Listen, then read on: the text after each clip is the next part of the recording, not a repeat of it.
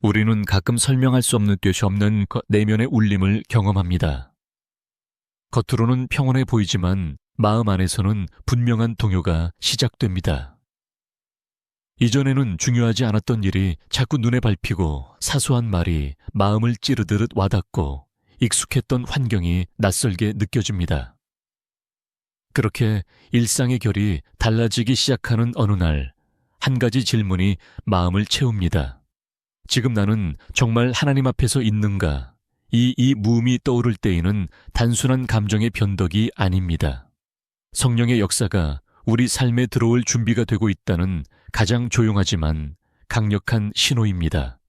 사도행전 10장 2절은 고넬료를 이렇게 소개합니다. 그가 경건하여 온 집안과 더불어 하나님을 경외하며 백성을 많이 구제하고 하나님께 항상 기도하더니 한 절 속에 놀라운 변화를 준비하고 있는 한 사람의 내면과 삶의 방향이 선명하게 드러납니다. 그는 단지 기도만 한 것이 아니라 항상 기도하였습니다. 또한 자신의 신앙이 머리로만 머물지 않도록 백성을 많이 구제하였습니다. 중요한 건 이러한 삶이 아직 성령의 은사를 받은 뒤가 아니라 받기 직전의 상태라는 점입니다. 성령의 특별한 역사는 이미 마음의 방향이 바뀐 자에게 임합니다. 보넬료의 내면은 경건함으로 움직이고 있었고 그는 그것이 무엇을 의미하는지 모른 채 하나님 앞에 마음을 깊이 열고 있었습니다. 성령의 은사가 임박할 때 가장 먼저 찾아오는 변화는 내면의 방향이 바뀌는 것입니다. 이 변화는 갑작스러운 외적 체험으로 드러나기 이전에 묵직하고 지속적인 내면의 질문으로 시작됩니다. 이전까지는 나 중심의 생각이 전부였던 삶 속에서 타인을 위한 행동이 자연스럽게 나오기 시작합니다. 하나님을 향한 기도가 일시적 강구에서 일상적 습관으로 바뀝니다. 사람과의 관계에서 마음을 다투기보다 이해하려 들게 되고 어제는 무심히 넘겼던 말씀이 오늘은 마음을 찌르듯 다가옵니다. 이 모든 징조는 성령께서 이미 가까이 와 계시다는 신호입니다. 그러나 대부분은 내면의 움직임을 영적인 일이라 인식하지 못한 채 흘려보냅니다. 성령은 억지로 임하시는 분이 아닙니다. 마음의 틈이 열리기를 기다리시고 그 틈으로 들어오셔서 서서히 생명을 일으키십니다. 성령의 은사를 경험하기 전 그 사람의 내면에는 반드시 방향의 변화가 일어납니다. 고넬료는 유대인이 아님에도 불구하고 유대인들이 섬기는 하나님을 경외했습니다. 이것은 문화나 종교적 교육이 아니라 마음의 깊은 갈망에서 비롯된 변화였습니다. 그리고 그 변화는 단지 개인의 도덕적 선함이 아니라 하나님께서 이끄신 은혜의 시작이었습니다. 사도행전 10장 3절에서 하나님은 그의 경건한 움직임에 응답하십니다. 하루는 제9시쯤 되어 환상 중에 밝히봄. 하나님의 사자가 들어와 이르되 고넬료야 하니 여기서 제9시는 오후 3시 유대인의 정규기도 시간입니다. 즉 고넬료는 일상적으로 기도하던 가운데 하나님과의 깊은 접촉점을 얻게 된 것입니다. 하나님은 우리의 삶을 갑자기 뒤흔들어 놓는 분이 아니라 우리가 익숙한 일상 속에서 조용히 만나주시는 분입니다. 성령의 은사가 임하기 전의 삶은 바로 이처럼 신실하게 쌓여간 일상 가운데서 있습니다. 꾸준히 기도하고 정직하게 살며 자신보다 타인을 돌아보는 그 자리에서 성령은 임재의 숨결을 불어넣기 시작하십니다. 그렇기에 성령의 은사를 받기 원한다면 극적인 감정이나 특별한 환경을 기다리기보다 지금 자신 안에 시작된 내면의 질문에 귀 기울이셔야 합니다. 나는 지금 하나님 앞에 어떤 자세로서 있는가? 이 질문이 마음을 자주 떠오르게 만들고 그에 대한 갈망이 커질수록 성령의 은혜는 다가오고 있습니다. 성령은 감정의 폭풍으로 오시기 전에 고요한 갈망으로 먼저 임하십니다. 고넬료눈이 갈망을 묵묵히 따라갔고 하나님은 그를 기억하셨습니다. 음악. 내면의 방향이 바뀌는 것은 단지 신앙적인 성숙이 아니라 영적인 통로가 열리는 일입니다. 내 마음이 하나님을 향해 중심을 바꾸는 그 순간부터 성령은 그 마음 위에 은혜를 쌓기 시작하십니다. 다른 사람은 알아채지 못할 수 있습니다. 외부 환경은 달라진 것이 없을 수도 있습니다. 그러나 성령께서 준비하시는 시간은 언제나 내면에서 시작됩니다. 마음의 방향이 하나님께로 확실히 기울어질 때 비로소 하나님은 그 사람을 향해 놀라운 은사를 준비하시고 계십니다. 다음은 성령의 은사를 앞두고 반드시 나타나는 두 번째 징조. 환경이 갑자기 낯설게 느껴지는 순간에 대해 이야기 나누겠습니다. 평소와 다름없는 하루가 시작됩니다. 늘 하던 일상 같은 장소, 익숙한 얼굴들. 하지만 어느 순간 설명할 수 없는 낯설이 다가옵니다. 어제까지는 아무렇지 않게 여겨졌던 말투가 오늘은 불편하게 다가오고 오랫동안 함께해온 사람들의 태도가 갑자기 어색해지며 늘 마음 편하던 공간이 이상하게 무겁게 느껴지기 시작합니다. 그 낯설은 단순한 기분 탓이 아니라 하나님이 준비하신 은혜의 전환점이 다가오고 있다는 징조일 수 있습니다. 하나님은 종종 우리가 머물고 있던 그 자리를 흔드심으로 새로운 자리를 예비하십니다. 사도행전 10장 5절에서 천사는 고넬료에게 이렇게 말합니다. 네가 지금 사람들을 욥보내어 베드로라 하는 시몬을 청하라. 성령의 은사가 임하기 전 하나님은 고넬리의 삶 속에 있던 질서와 구조를 흔들기 시작하셨습니다. 그는 평소처럼 기도하던 중에 환상을 보고 그 환상 안에서 자신이 알고 있던 경계와 고정된 방식에서 벗어나야 하는 상황을 마주하게 됩니다. 익숙한 로마 백부장의 삶, 자신의 집, 자기만의 신앙 방식에서 벗어나 이방인의 도시 요바로 시선을 돌려야 했습니다.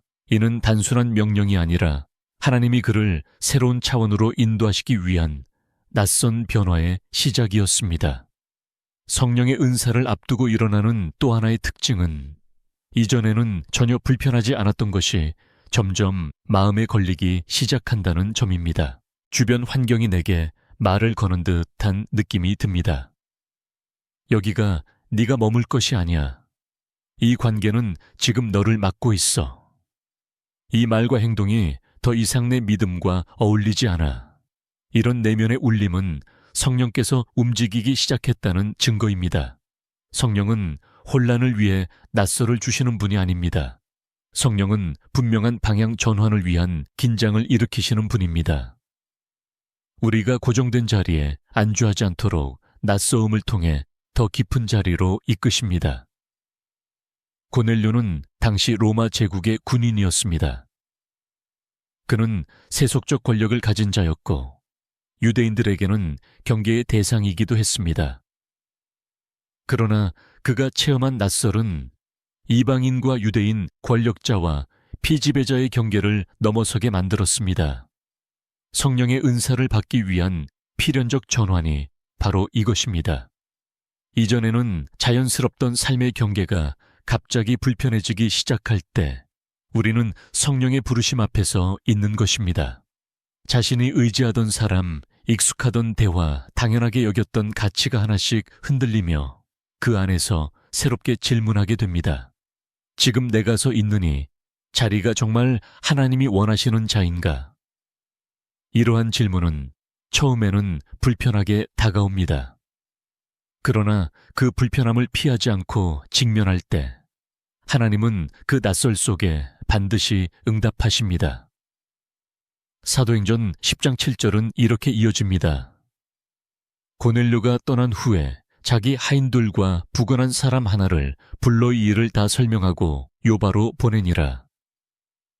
고넬료는 낯선 지시에도 망설이지 않았습니다. 그는 왜 내가라는 의문보다의 낯설이 하나님의 뜻일 수 있다는 믿음으로 움직였습니다. 여기서 중요한 것은 성령의 은사가 임하기 전에 하나님은 환경을 먼저 흔드신다는 사실입니다. 그리고 그 흔들림 앞에 순종으로 반응하는 자는 다음 단계로 나아갈 준비가 된 자입니다.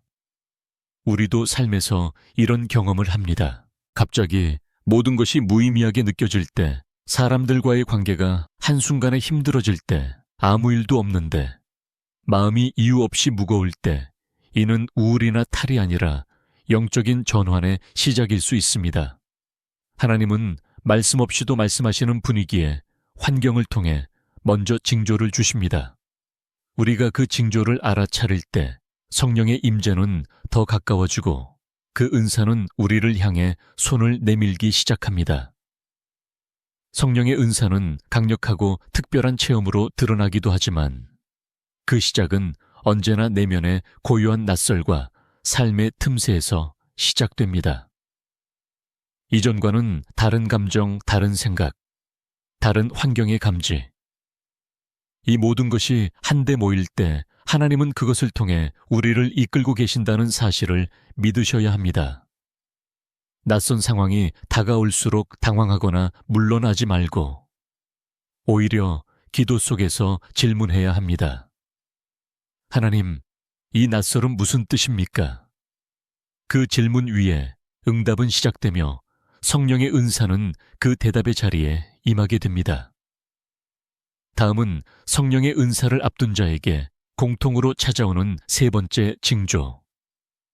기도가 달라지는 순간에 대해 이야기 나누겠습니다. 기도를 오래 해온 사람이라도 어느 순간부터 기도의 성격이 달라지는 때가 있습니다. 이전에는 간절히 부탁하는 기도였다면 이제는 설명할 수 없는 무게와 방향이 실리기 시작합니다. 단지 문제를 해결해 달라는 요청을 넘어서 자신도 모르게 하나님 제가 어떻게 해야 합니까? 라는 내면의 고백이 흘러나옵니다. 이 변화는 말의 차이보다 더 깊은 본질의 차이입니다. 마음의 기도에서 영의 기도로 자기 중심에서 하나님의 뜻 중심으로 옮겨가느니 전환은 성령의 은사가 다가오고 있다는 확실한 징조입니다. 사도행전 10장 9절에는 베드로의 기도 장면이 등장합니다. 이튿날 그들이 길을 가다가 그 성에 가까이 갔을 그때쯤 베드로가 기도하려고 지붕에 올라가니 그 시각은 제6시더라. 하루 중 정해진 기도의 시각에 베드로는 습관처럼 지붕 위에 올라갔습니다. 하지만 그날의 기도는 평소와 달랐습니다. 배가 고파서 음식을 준비하러 내려가는 중 그는 하늘이 열리는 환상을 보게 됩니다. 이 장면은 단지 영적 체험이 아니라 기도의 성질이 바뀌는 시점을 보여줍니다. 우리가 말하는 기도가 아니라 하나님이 들으시는 기도로 전환될 때 성령은 새로운 은사를 준비하십니다. 기도의 패턴이 변하기 시작할 때 마음에는 정리되지 않은 혼란이 일어나기도 합니다. 이전에는 조리 있게 나열되던 기도 제목들이 이제는 헝클어진 듯 말이 끊기고 말보다 침묵이 더 길어지기도 합니다. 하지만 그것은 기도의 퇴보가 아니라 오히려 영의 전환입니다. 더 이상 내 말이 중요한 것이 아니라 하나님께서 무엇을 원하시는지를 묻는 자세로 기도가 바뀌는 것입니다. 이 전환은 고넬료에게도 베드로에게도 공통적으로 나타났습니다. 두 사람 모두 그저 경건하게 기도하던 중이었고 어느 순간 하나님의 뜻이 그 기도 가운데 밀려 들어오기 시작했습니다. 고넬료는 환상을 통해 하나님께서 자신의 기도를 기억하셨다는 말을 듣습니다. 사도행전 10장 4절에서 이렇게 기록되어 있습니다. 내 기도와 구제가 하나님 앞에 상달되어 기억하신 바가 되었으니 단순히 기도를 많이 했다는 것이 아니라 그 기도가 상달되었다는 것입니다. 이는 기도의 횟수가 아니라 기도의 중심이 바뀌었다는 뜻입니다. 성령의 은사가 임하기 직전의 기도는 그 방향이 나로부터 하나님께 그리고 하나님으로부터 세상으로 흐르기 시작합니다. 내가 원하는 것을 구하던 기도에서 하나님이 무엇을 원하시는지 묻는 기도로 깊어지면서 기도는 성령의 흐름을 타기 시작합니다.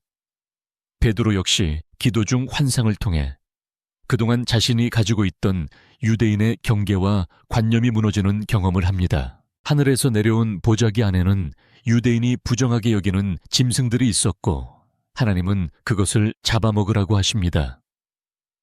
베드로는 이를 3번이나 거절하며 유대 율법을 고수합니다. 그러나 하나님의 응답은 분명했습니다. 하나님께서 깨끗하게 하신 것을 네가 속되다 하지 말라. 이 말씀은 단지 음식에 대한 것이 아니라 이방인에 대한 시선, 더 나아가 성령의 역사를 제한하는 인간적 판단을 무너뜨리는 말씀이었습니다. 기도가 달라진 베드로에게 하나님은 전혀 다른 차원의 사명을 열어주셨습니다. 우리가 드리는 기도가 변화될 때 그것은 영적인 지각이 깨어지고 있다는 증거입니다. 이전까지는 기도한 뒤에도 마음이 그대로였다면 지금은 기도 중에 마음이 흔들립니다. 이전에는 말씀 없이 기도했다면 이제는 기도 중에 성경 한 구절이 떠오르며 마음을 찌르기도 합니다. 이전에는 자신을 중심으로 기도했다면 이제는 가족과 공동체 나아가 전혀 모르는 사람까지 품게 됩니다. 이처럼 기도는 성령의 은사를 담을 그릇을 만드는 과정입니다. 마음이 깊어지고 기도가 넓어질수록 성령께서 일하실 자리가 넓어지는 것입니다. 그러므로 성령의 은사를 사모하는 분이라면 먼저 자신의 기도가 어떻게 변화되고 있는지를 주목해 보셔야 합니다. 지금 내 기도는 여전히 내가 원하는 결과만을 구하고 있는가? 아니면 하나님께 나를 맡기고 주님의 계획에 귀를 기울이고 있는가? 그 물음에 정직하게 대답할 수 있다면 이미 당신 안에서는 성령께서 일하고 계신 것입니다. 다음은 성령의 은사를 앞둔 자에게 반드시 나타나는 내 번째 징조. 하나님의 시선이 느껴지는 순간에 대해 이야기 나누겠습니다. 누군가가 나를 지켜보고 있다는 감각은 사람을 긴장시키기도 하고 때론 위로하기도 합니다. 하지만 그것이 세상의 눈이 아니라 하나님의 시선일 때 그 감각은 단순한 감정이 아니라 영의 깊은 움직임이 됩니다. 성의 은사를 기존 누구나 공통적으로 경험하는 내 번째 징조는 바로 이것입니다. 하나님께서 지금 나를 보고 계신다는 실제감. 그것은 감시의 눈이 아니라 다정하면서도 떨리는 하나님의 주목입니다. 이 시선은 마음 깊은 곳에서 갑자기 의식을 일으킵니다. 이전에는 무뎌졌던 양심이 깨어나고 스스로에게 솔직해지지 못했던 내면이 하나님의 거룩 앞에서 정직해지기 시작합니다. 사도행전 10장 4절에서 천사는 고넬료에게 분명히 말합니다. 내 기도와 구제가 하나님 앞에 상달되어 기억하신 바가 되었으니 고넬리는 아마의 말을 듣는 순간 온몸이 떨렸을 것입니다. 그가 수년간 어쩌면 평생 해왔던 기도가 지금 막 하나님께 기억되었다고 말씀하셨기 때문입니다. 하나님은 무관심하지 않으셨습니다. 한 사람의 마음과 행위, 그리고 그 안에 담긴 중심을 보시고 기억하셨습니다. 2. 음악. 기억하신 바라는 말은 단순한 기록이 아니라 응답을 위한 준비가 되었음을 뜻합니다. 성령의 은사는 바로 이 기억 위에 임합니다. 하나님께서 당신을 기억하셨다는 그 감각, 그것이 느껴지는 순간은 은혜가 시작되는 자리입니다. 이러한 시선의 감각은 사람을 움츠어들게 만들지 않습니다. 오히려 살아계신 하나님의 존재감 앞에서 마음을 열게 만듭니다. 평소에는 외면했던 말씀 앞에 정직해지고 사람들에게 보이기 위한 행동이 아니라 진심으로 선을 행하고 싶다는 마음이 일어나며 누군가의 시선을 피하려 하지 않고 오히려 하나님의 시선을 바라보려는 자세로 바뀌기 시작합니다. 이처럼 하나님의 시선이 내 삶 위에 머무르고 있다는 자각은 성령의 은사가 가까이 다가왔다는 분명한 징조입니다. 사도행전 10장 22절에서 고넬료는 베드로에게 이렇게 전합니다. 천사가 거룩한 천사를 보내어 그를 집으로 청하라 하며 들으라 하였나이다. 고넬료는 자신의 기도와 구제가 하나님 앞에 기억된 자라는 정체성을 이미 받아들였습니다. 그는 베드로를 초청하면서 주저하지 않았고 사람들 앞에서 자신이 하나님의 응답을 받은 자라는 사실을 숨기지 않았습니다. 성령의 은사를 앞둔 자에게 반드시 일어나는 변화 중 하나는 하나님의 시선이 자신 위에 머물러 있음을 알고도 부끄러워하지 않는다는 점입니다. 오히려 그 시선 아래로 기꺼이 나아가려는 마음이 생깁니다. 그 마음은 더 이상 죄의식에서 나오는 두려움이 아니라 하나님의 계획에 쓰임받고자 하는 간절한 기대입니다. 우리의 삶에도 어느 날 문득 이런 마음이 찾아옵니다. 지금 이 순간에도 하나님께서 나를 보고 계신다면 나는 이 말을 할 수 있을까? 내가 이 행동을 계속할 수 있을까? 지금 내 중심을 하나님께서 아신다면 나는 숨을 수 있을까? 이 모든 질문이 마음을 찌르듯 떠오르는 날, 우리는 하나님의 시선 앞에 선 것입니다. 그 시선은 회개의 빛이 되기도 하고 결단의 불꽃이 되기도 하며 방향을 바꾸는 분기점이 되기도 합니다. 성령의 은사는 이 시선 아래에서 시작됩니다. 자신의 모든 것을 감추지 않고 하나님의 눈앞에 내어놓는 마음, 그 자리에서 성령은 임하시고 그 영은 새로운 은사를 부어주십니다. 하나님은 사람을 외모로 보지 않으시고 중심을 보시는 분이십니다. 그렇기에 성령의 은사를 준비하는 시간에는 우리의 중심이 그의 시선을 견딜 수 있도록 다듬어져야 합니다. 외적인 신앙의 행위보다 내적인 정직함이 중요해지는 시기입니다. 사람들에게 칭찬받던 일들이 하나님의 시선 앞에서는 고요해지고 반대로 아무도 몰랐던 작은 선행이 성령의 불씨가 되는 경험을 하게 됩니다. 그 모든 변화는 하나님의 시선이 지금 나를 기억하고 계시다는 감각에서 비롯됩니다. 그러므로 성령의 은사를 구하는 자라면 자신의 삶에 스며든 하나님의 시선을 자주 의식해 보셔야 합니다. 아무도 없을 때 방 안에 홀로 앉아 기도할 때 갑자기 눈물이 나는 이유는 바로 그 시선 때문입니다. 누구에게 말하지 않아도 주님이 나를 아시고 그분이 지금 나를 보며 사랑하신다는 감각이 우리를 녹입니다. 그리고 그 녹아내림은 성령의 은사를 담을 그릇을 만드는 과정이 됩니다. 성령은 중심이 준비된 자에게 은사를 부어주시며 그 중심은 하나님의 시선을 받아들인 자만이 가질 수 있습니다. 다음은 성령의 은사를 앞둔 자에게 반드시 나타나는 5번째 징조. 사람에 대한 시선이 바뀌는 순간에 대해 이야기 나누겠습니다. 음악. 성령께서 역사하시기 전 가장 먼저 변하기 시작하는 것은 사람을 대하는 태도입니다. 이전에는 사람을 상황으로 판단하고 관계의 이익을 중심으로 계산하며 기준과 성향으로 거리를 두던 사람이 어느 날부터 다르게 느껴지기 시작합니다. 단순히 감정의 변덕이 아니라 눈에 보이지 않는 내면의 감각이 달라진 것입니다. 이것은 성령의 은사가 임박했다는 번째 징조입니다. 사람을 바라보는 시선이 바뀔 때 그 영혼을 향한 하나님의 마음이 조금씩 나의 마음 안에 흘러들기 시작합니다. 사도행전 10장 28절에서 베드로는 고넬리의 집에 들어선 뒤 이렇게 말합니다. 유대인으로서 이방인과 교제하며 가까이 하는 것이 율법에 어긋나는 줄 너희도 알거니와 하나님께서 내게 아무도 속되다 하거나 깨끗하지 않다 하지 말라고 지시하셨느니라. 이전까지 베드로는 이방인을 향해 닿여있는 시선을 가지고 있었습니다. 그러나 성령께서 보여주신 환상과 하나님의 음성을 통해 그는 사람을 향한 하나님의 관점으로 시선을 바꾸게 됩니다. 단순히 규를 초월한 것이 아니라 하나님께서 사랑하시는 한 영혼을 보게 된 것입니다. 성령의 은사를 담을 그릇은 이러한 시선의 전환에서 시작됩니다.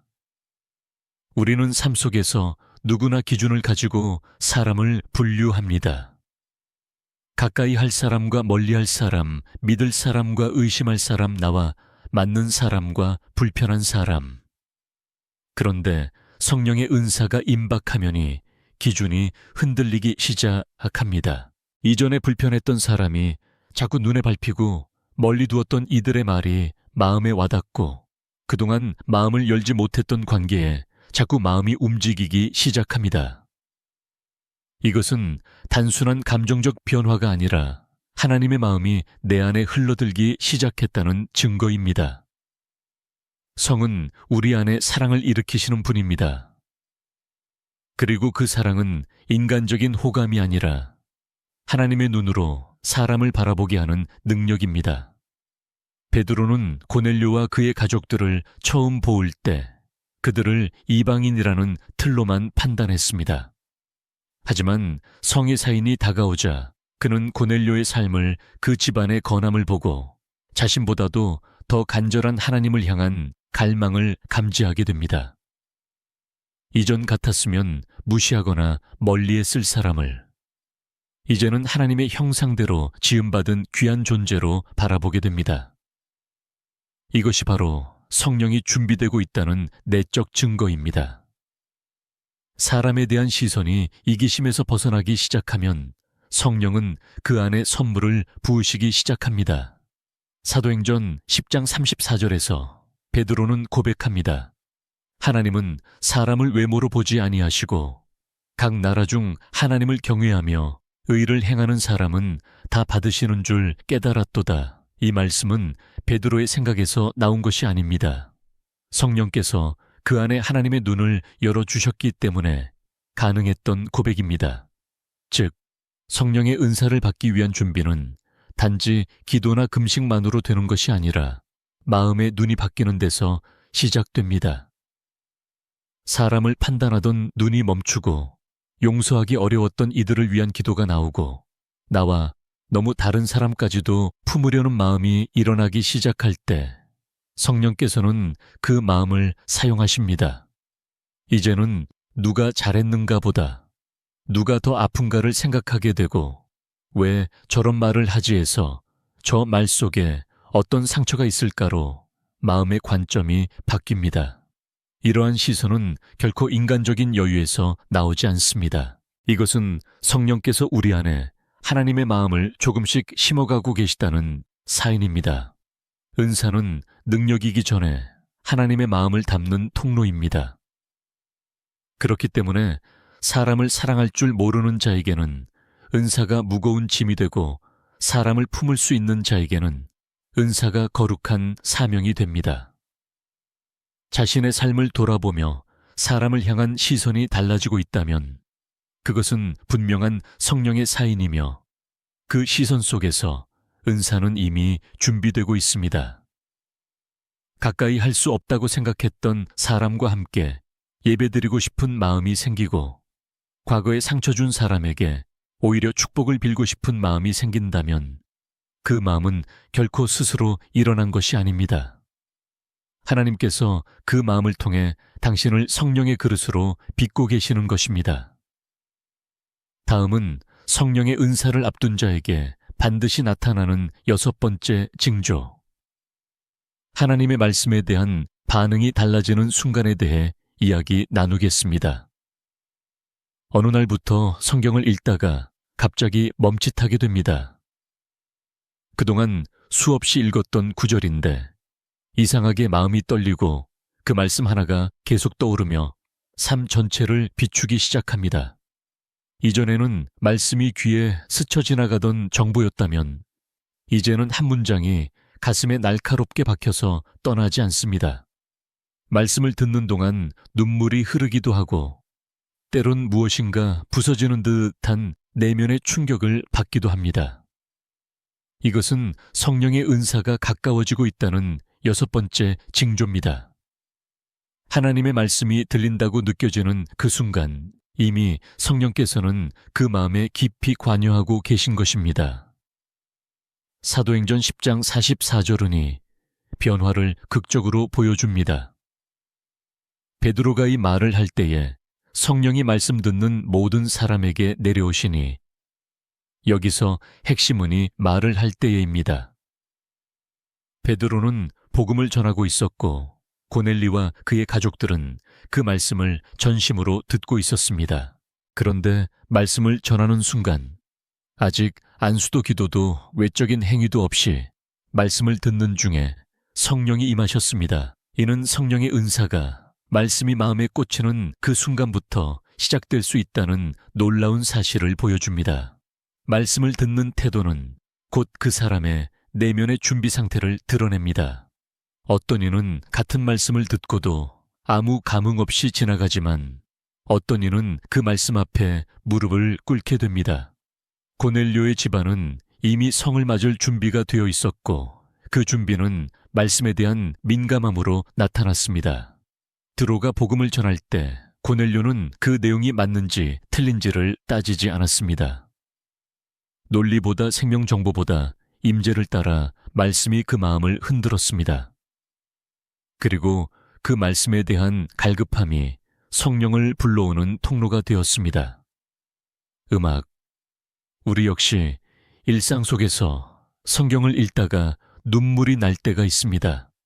말씀을 외우다가 문득 내 죄가 떠오르거나 누군가를 용서하지 못한 마음이 부끄럽게 느껴질 때도 있습니다. 예배 중 설교의 한 문장에 온몸이 멈추고 마음이 무너져 내릴 때도 있습니다. 그것은 감정이 예민해서가 아니라 성령께서 말씀을 통해 우리의 심령을 깨우고 계시기 때문입니다. 하나님의 말씀이 내게 하신 말씀으로 다가오는 순간, 그것은 성령께서 우리 안에 은사의 통로를 뚫고 계신 것입니다. 사도행전 10장 33절에서 고넬료는 베드로에게 말합니다. 이제 우리는 주께서 당신에게 명하신 모든 것을 듣고자 하여 다 하나님 앞에 있나이다. 거기서 고넬료는 말씀을 듣기 위해 모인 자리를 단순한 환영 자리가 아니라 하나님 앞에 있는 자리라고 고백합니다. 이 고백은 말씀을 듣는 자의 마음이 얼마나 준비되어 있었는지를 보여줍니다. 성령의 은사는 단지 외적인 열정이 아니라 말씀을 향한 내면의 순종과 갈망 속에 임합니다. 아무리 지식이 많아도 말씀 앞에 무뎌진 심령은 성령의 통로가 될 수 없습니다. 반면에 말씀 앞에 떨리는 마음은 곧 하나님의 은사를 담을 준비가 된 마음입니다. 성령의 은사를 구하는 이들에게 반드시 필요한 것은 말씀 앞에 무릎 꿇을 줄 아는 감수성입니다. 말씀이 익숙하다고 지나치지 말고 자주 들어온 구절이라고 무감각해지지 않아야 합니다. 말씀 한 구절이 내 마음을 건드릴 때 거기서 멈추지 말고 머물러야 합니다. 그 자리에서 묵상하고 그 말씀을 반복해서 되새기고 내 삶에 어떻게 순종할 수 있을지를 고민할 때 성령은 그 자리에서 일하시기 시작하십니다. 말씀은 성의 도구이며 그 도구를 통해 우리의 심령이 예비되어 가는 것입니다. 말씀이 내 안에서 울리기 시작할 때 그것은 성령께서 이미 말씀을 통해 나를 만지고 계신다는 뜻입니다. 그리고 그 만짐은 곧 은사의 준비입니다. 우리가 말씀을 머리로 듣지 않고 마음으로 흡수하고 삶으로 순종하려 할 때 하나님은 그 마음을 성령의 은사로 채우십니다. 그러므로 말씀을 들으며 눈물이 흐른다면 삶의 방향이 말씀 한 줄에 의해 바뀌기 시작했다면 지금 성령께서 여러분 안에서 놀라운 일을 시작하고 계신 것입니다. 다음은 성령의 은사를 앞둔 자에게 반드시 나타나는 7번째 징조, 내가 아닌 하나님의 시간으로 움직이기 시작하는 순간에 대해 이야기 나누겠습니다. 삶의 흐름이 더 이상 나의 계획대로 흘러가지 않을 때가 있습니다. 내가 정한 시간에 일이 풀리지 않고 생각보다 더딘 길을 걷게 되며 때로는 아무 일도 일어나지 않는 듯 단 침묵의 시간이 지속됩니다. 그러나 그때 우리는 알게 됩니다. 지금은 내가 이끄는 시간이 아니라 하나님이 이끄시는 시간 속에 들어섰다는 사실을, 성령의 은사를 받기 전 반드시 찾아오는 7번째 징조는 바로 이 시간의 전환입니다. 인간의 조급함을 넘어 하나님의 속도로 움직이기 시작하는 순간 은사는 이미 가까이 와 있습니다. 사도행전 10장 30절에서 고넬료는 이렇게 말합니다. 내가 나흘 전이 시각까지 집에서 제9시 기도를 하다가 한 사람이 빛난 옷을 입고 내 앞에 서서 고넬료는 이미 며칠 전부터 시간을 따라 움직이고 있었습니다. 그는 평소처럼 정한 기도의 시간에 하나님을 찾았고 그 시간 안에서 하나님의 응답을 받았습니다. 중요한 건 그가 그날 우연히 기도한 것이 아니라는 점입니다. 성령은 우연 속에 일하시지 않습니다. 성령은 철저히 하나님의 시간표에 따라 움직이시며 우리도 그 흐름 안에 들도록 인도하십니다. 고넬료는 정확히 나흘 전 제9시, 즉 오후 3시에 기도하고 있었습니다. 당시 유대인의 정규기도 시간이었기에 그는 일상 속의 영적 습관을 지켜낸 것입니다. 하나님은 그 시간을 사용하셔서 환상을 보여주시고 천사를 보내셨습니다. 그리고 고넬료는 그 시각을 또렷이 기억하고 있었습니다. 성령의 은사를 받기 전 사람은 자신의 시간보다 하나님의 시간에 귀를 기울이게 됩니다. 나의 계획보다 하나님의 움직임이 더 중요하게 느껴지기 시작하고 조급함보다 인내가 마음속에 자리를 잡습니다. 베드로 또한 같은 흐름 속에 있습니다. 사도행전 10장 9절에 보면 그는 제6시, 즉 전구에 기도하러 지붕에 올라갔습니다. 이 시간 역시 유대인의 정해진 기도 시간입니다. 그리고 그곳에서 하나님은 환상으로 그를 부르십니다. 베드로와 고넬료는 서로 전혀 알지 못하는 위치에서 같은 하나님의 시간 안에서 움직이고 있었던 것입니다. 성의 은사는 바로 이런 시간에 일치 위에 임합니다. 사람과 사람을 연결하시는 하나님의 시간. 그 속에서 성령은 놀라운 역사를 이루십니다. 우리의 삶 속에서도 이런 경험이 찾아옵니다. 예전에는 일이 생각한 대로 되지 않으면 답답함을 느꼈고 누군가의 응답이 늦어지면 마음이 흔들렸으며 일정이 틀어지면 불안함에 휩싸이곤 했습니다. 하지만 성령께서 임박하시면 마음속에서 지금이 아니어도 괜찮다는 평안이 자라나기 시작합니다. 모든 것을 빨리 해내야 한다는 생각에서 벗어나 하나님이 원하시는 때가 가장 정확하다는 믿음이 생기기 시작합니다. 그리고 그 믿음 위에서 우리는 이전과는 전혀 다른 속도로 걷게 됩니다. 그것이 바로 은혜의 시간, 성령의 시간입니다. 성령의 은사는 하나님의 뜻과 하나님의 시간이 만날 때 임합니다. 내 시간에 집착하면 그 은혜를 놓칠 수밖에 없습니다. 그러나 내 마음을 내려놓고 하나님의 시간표를 기다리는 자에게는 하나님께서 그 기다림 자체를 성의 통로로 사용하십니다. 베드로가 욥에서 보낸 시간, 고넬료가 사람을 보내고 응답을 기다린 시간, 그 모두는 성령의 준비 과정이었습니다. 누구도 스스로 움직이지 않았고 각자의 자리를 지키며 기다렸습니다. 그리고 하나님의 시간이 되자 성령은 모든 사람 위에 임하셨습니다. 오늘 우리의 삶에서 하나님의 시간이 움직이고 있다는 것을 어떻게 알 수 있을까요? 그것은 나의 속도보다 더디게 흘러가는 현실 앞에서 마음이 흔들리지 않을 때입니다. 결과보다 순종에 집중하게 될 때입니다. 기도가 응답되지 않아도 하나님께서 듣고 계신다는 평안이 마음을 붙잡을 때입니다. 그때 성령은 우리 안에 시간을 넘는 은혜를 부어주시며 그 기다림의 자리에 은사를 허락하십니다. 그러므로 성령을 사모하는 자라면 오늘 당장 응답받는 것보다 하나님의 시간에 머무는 법을 배워야 합니다. 그 시간은 결코 낭비가 아닙니다. 하나님의 일은 성령의 준비를 통해 진행되며 그 준비는 곧 기다림이라는 말씀 없는 명령입니다. 당신이 그 기다림 속에서도 기도의 자리를 지키고 있다면, 말씀을 붙들고 인내하고 있다면, 지금 성령은 당신을 하나님의 시간으로 이끌고 계십니다. 다음은 성의 은사를 자에게 반드시 나타나는 8번째 징조. 나의 입이 아닌 하나님의 말씀을 전하고 싶어하는 순간에 대해 이야기 나누겠습니다. 말이 많던 사람이 어느 날부터 입을 아끼기 시작합니다. 감정을 쏟아내던 입술이 잠잠해지고 스스로 말한 후회하던 태도 대신 말씀 한 구절로 마음을 정리하려는 변화가 찾아옵니다. 이 변화는 단순히 조심성이 늘어난 것이 아닙니다. 성령의 은사를 앞두고 누구나 경험하게 되는 8번째 징조, 입술이 거룩한 통로로 준비되기 시작하는 순간입니다.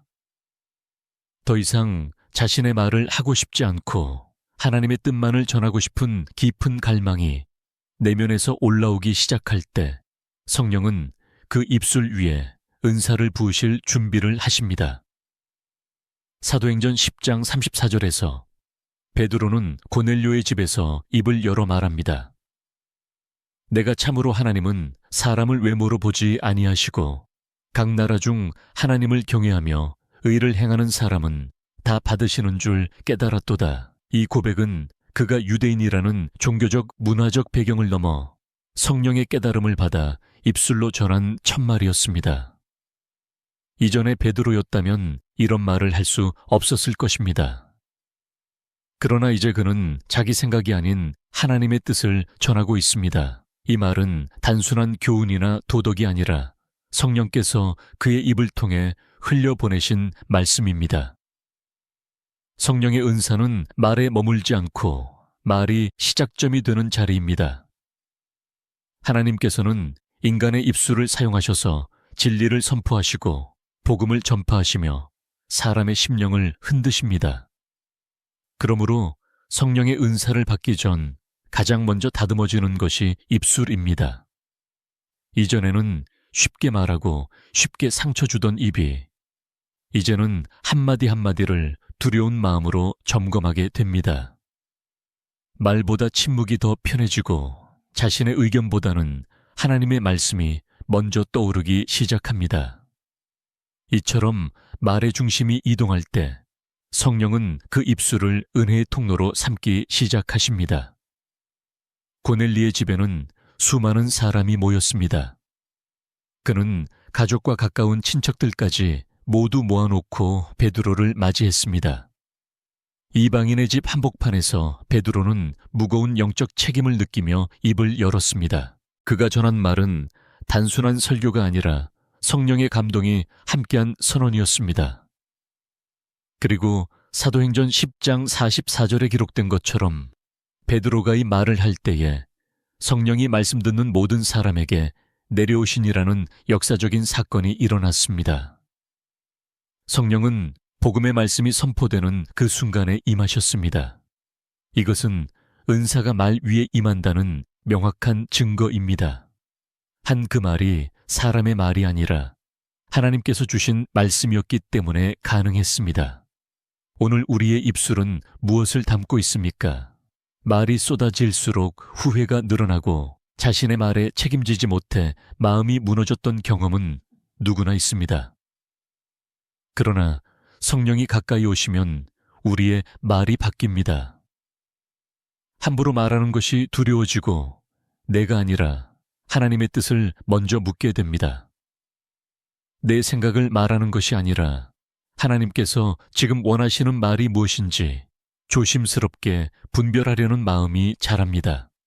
그리고 그 준비된 입술 위에 성령께서는 놀라운 권능을 부어주십니다. 사람을 살리는 말은 성령으로부터 나옵니다. 위로 치유, 권면 회개, 감동 눈물의 모든 언어들은 성령의 숨결을 통과할 때 비로소 능력을 가집니다. 아무리 정확한 지식과 풍부한 논리를 가져도 성령의 기름 부심이 없는 말은 사람의 생각을 움직일 뿐 마음을 돌이키게 하진 못합니다. 그러나 성령이 임재하신 입술에서 흘러나온 말씀은 단 하나의 문장으로 사람의 영혼을 무너뜨리고도 회복시키는 능력을 갖습니다. 이것이 성령의 은사가 입술 위에 임할 때의 모습입니다. 은사를 받기 원하는 사람이라면 먼저 말의 책임을 생각해야 합니다. 내가 지금 말하느니 문장에 하나님의 마음이 담겨 있는가? 내가 말하는 순간 성령이 슬퍼하시지는 않는가? 혹시 내 말이 내 의로움은 드러내고 하나님의 뜻은 가리우고 있지는 않은가? 이런 질문 앞에 입술이 떨릴 때 하나님은 그 입을 은사의 통로로 사용하시기 시작합니다. 내 말보다 하나님께서 주시는 말씀을 전하고 싶다는 마음이 간절해지는 시점.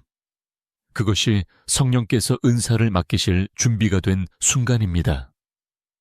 다음은 성령의 은사를 앞둔 자에게 반드시 나타나는 9번째 징조.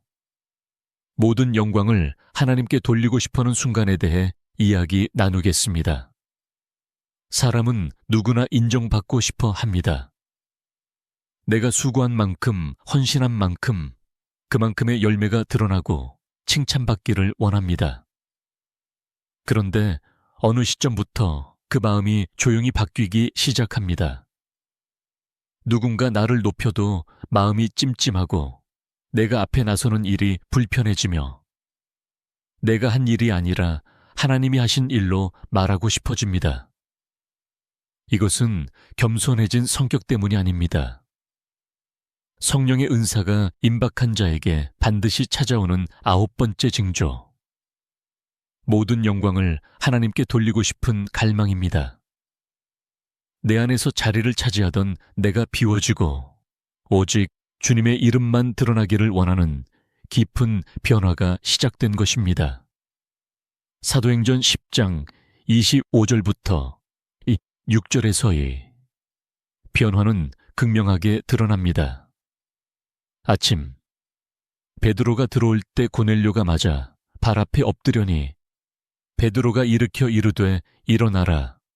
나도 사람이라 하여 고넬료는 감격과 존경으로 베드로를 맞이합니다. 이방인이 유대인에게 또 하나님의 사자를 맞이한다는 경외심으로 무릎 꿇고 절했던 것입니다. 하지만 베드로는 곧장 고넬료를 일으켜수며 말합니다. 나도 사람입니다. 그는 자신이 하나님의 은혜를 전하는 도구일 뿐이라는 사실을 분명히 알았고 사람들의 시선과 영광을 자신에게 향하게 두지 않았습니다. 이 반응은 그가 성의 통로로 준비되어 있음을 보여줍니다. 성의 은사를 사모하는 사람이라면 반드시 시점을 지나야 합니다. 자신의 사역, 자신의 능력, 자신의 헌신조차도 하나님 앞에서는 아무것도 아님을 깨닫는 자리. 내가 했다고 여겼던 모든 일의 실상이 알고 보니 하나님이 하신 일이었다는 고백. 이 자리까지 나아오지 않으면 성령의 은사는 멈춰서게 됩니다. 왜냐하면 하나님은 자신의 영광을 사람과 나누지 않으시기 때문입니다. 성령은 하나님의 일을 하나님의 이름으로 행하실 자에게만 그 능력을 부어주십니다. 우리는 종종 작은 열매 하나에도 자랑하고 싶은 마음이 일어나고 사람들이 칭찬해 줄 때 더 큰 사역을 꿈꾸게 됩니다.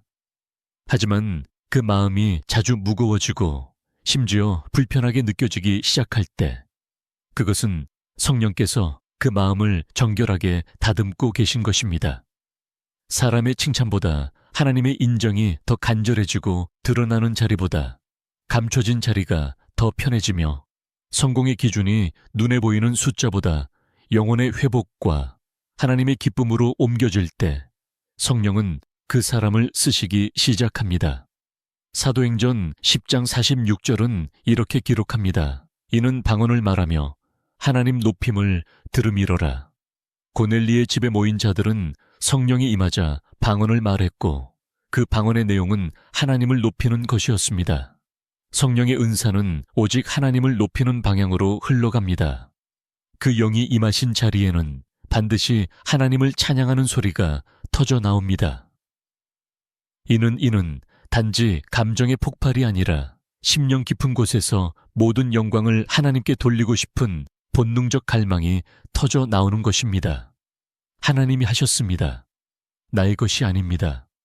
내게서 난 것이 아니라 주께로부터 온 것입니다. 이런 고백이 마음과 입술에서 자연스럽게 흘러나오게 되는 순간 성령의 임재는 그 사람 위에 머무시기 시작합니다. 이제 우리는 점점 더 조용한 자리로 이끌려갑니다. 누가 봐주지 않아도 좋고 기록되지 않아도 괜찮고 알아주는 이가 없어도 흔들리지 않는 그 자리에 마음이 머물기 시작합니다. 그리고 그 자리에서 나의 모든 수고와 열심을 내려놓고 하나님 앞에 서게 됩니다. 그 자리에서 우리는 외치지 않아도 됩니다. 하나님이 아시기 때문입니다. 모든 영광을 하나님께 돌리고 싶어하니 거룩한 감각은 사람이 만들어낼 수 있는 것이 아닙니다. 성령께서 그 마음에 자리 잡으셨다는 확실한 징표입니다. 여기까지 오셨다면 당신은 이미 성령께서 일하고 계신 자리 위에서 계신 것입니다. 말씀이 달리 들리고 기도가 변하며 사람을 다르게 보고 시간의 흐름 속에서 하나님의 손길을 감지하고 말보다 침묵을 소중히 여기고 내 영광을 내려놓고 하나님의 이름만 드러나길 원하게 된 지금 성령은 당신을 향해 은사를 들고 서 계십니다. 다음은 성령의 은사가 임한 이후 반드시 드러나는 결과, 삶 전체가 하나님의 뜻으로 이끌리는 결정적 변화에 대해 이야기 나누겠습니다. 성령의 은사는 단지 순간적인 체험이나 영적 감동으로 끝나지 않습니다.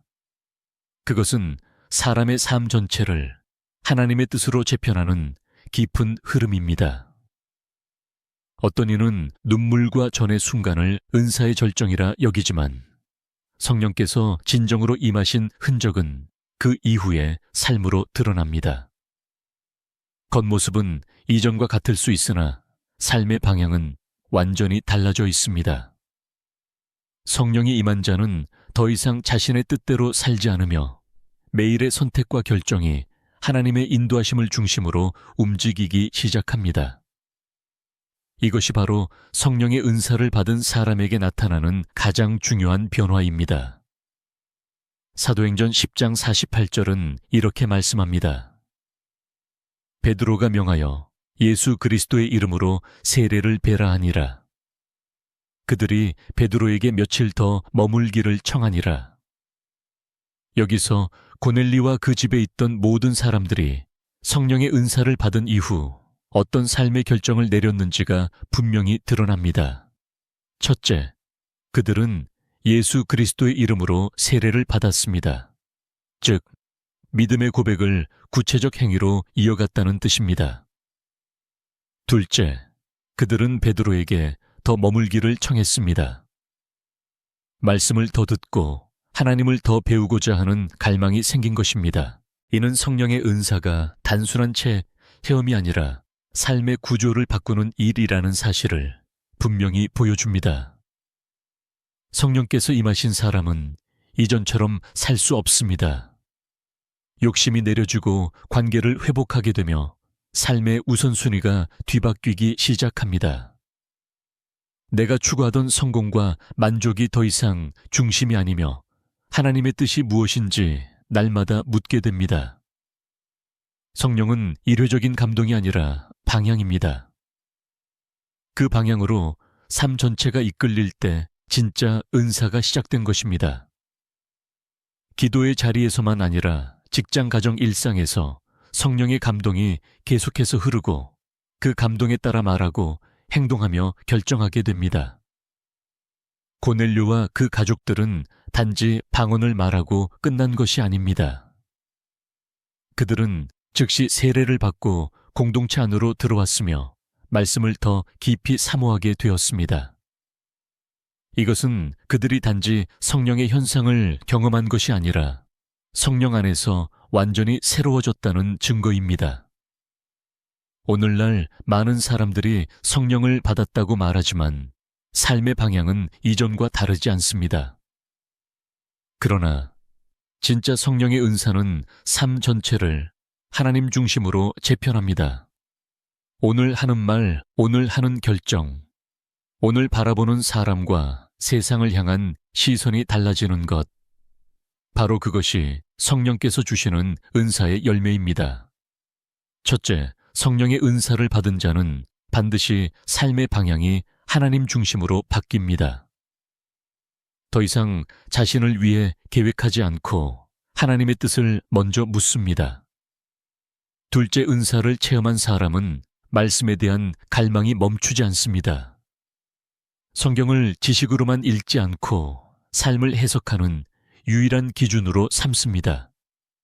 셋째, 공동체에 대한 태도가 달라집니다. 혼자 은혜를 누리는 것이 아니라 함께 나누며 공동체를 살리는 자로 변합니다.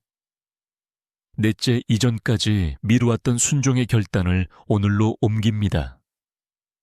세례와 회개 화해와 헌신의 자리를 즉시 선택합니다. 다섯째, 성령을 받은 이후에는 하나님께 영광을 돌리는 것이 가장 큰 기쁨이 됩니다. 누가 알아주지 않아도 주님이 기뻐하신다면 그것으로 충분합니다. 이 모든 변화는 단지 성이 좋아진 것이 아닙니다. 성께서 그 마음과 삶을 새롭게 하셨기 때문입니다.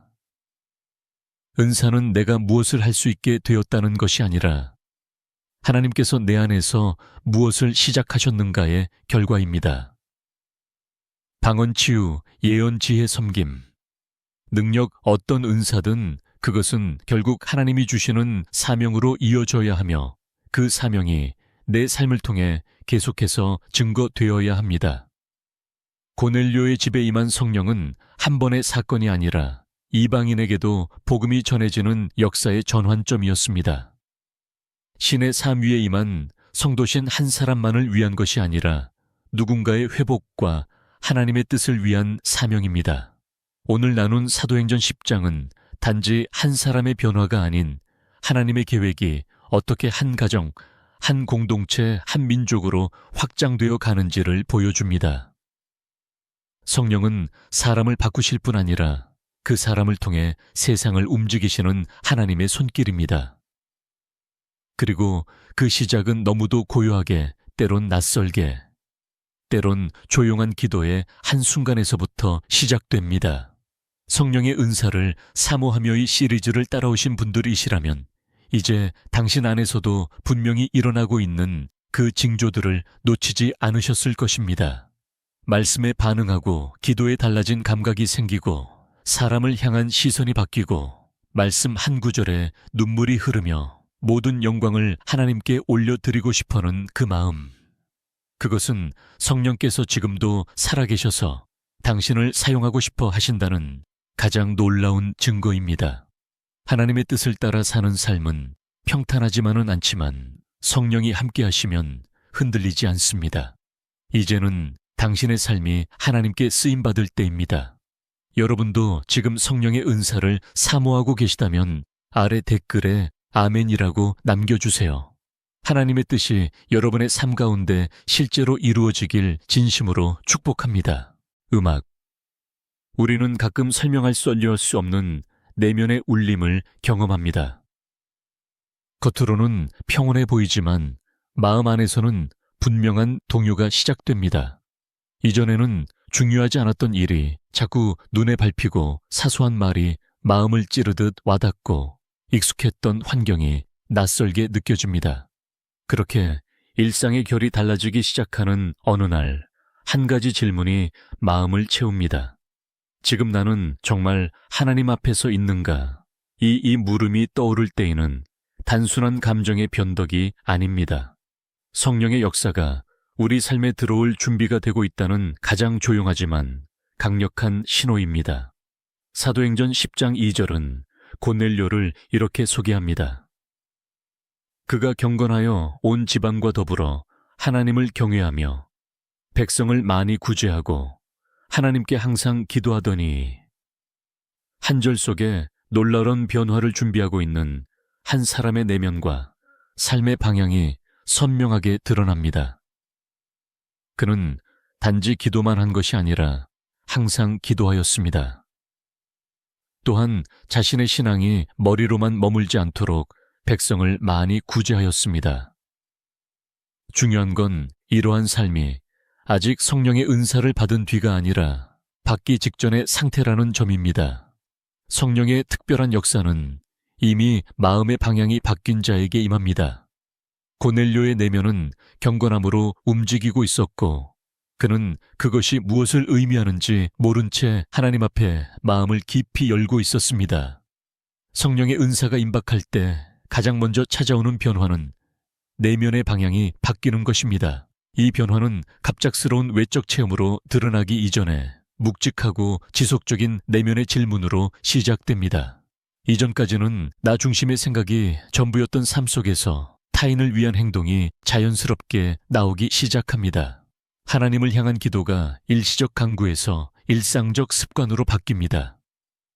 사람과의 관계에서 마음을 다투기보다 이해하려 들게 되고 어제는 무심히 넘겼던 말씀이 오늘은 마음을 찌르듯 다가옵니다. 이 모든 징조는 성령께서 이미 가까이 와 계시다는 신호입니다.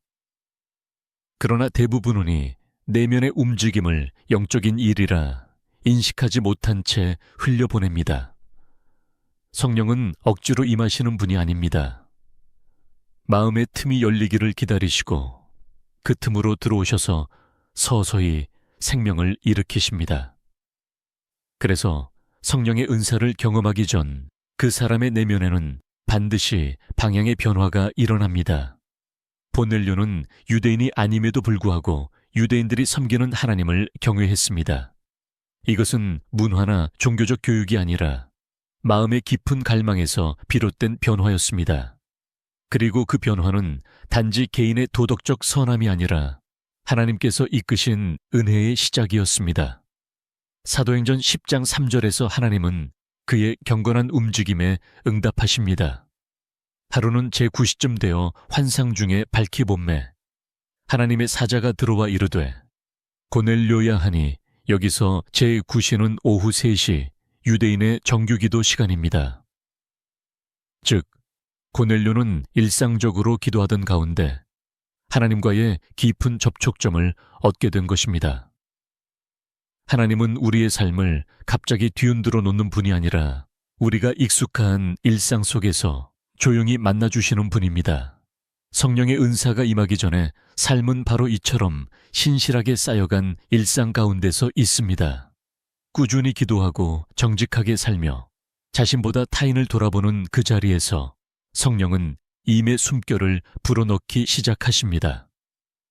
그렇기에 성령의 은사를 받기 원한다면 극적인 감정이나 특별한 환경을 기다리기보다 지금 자신 안에 시작된 내면의 질문에 귀 기울이셔야 합니다.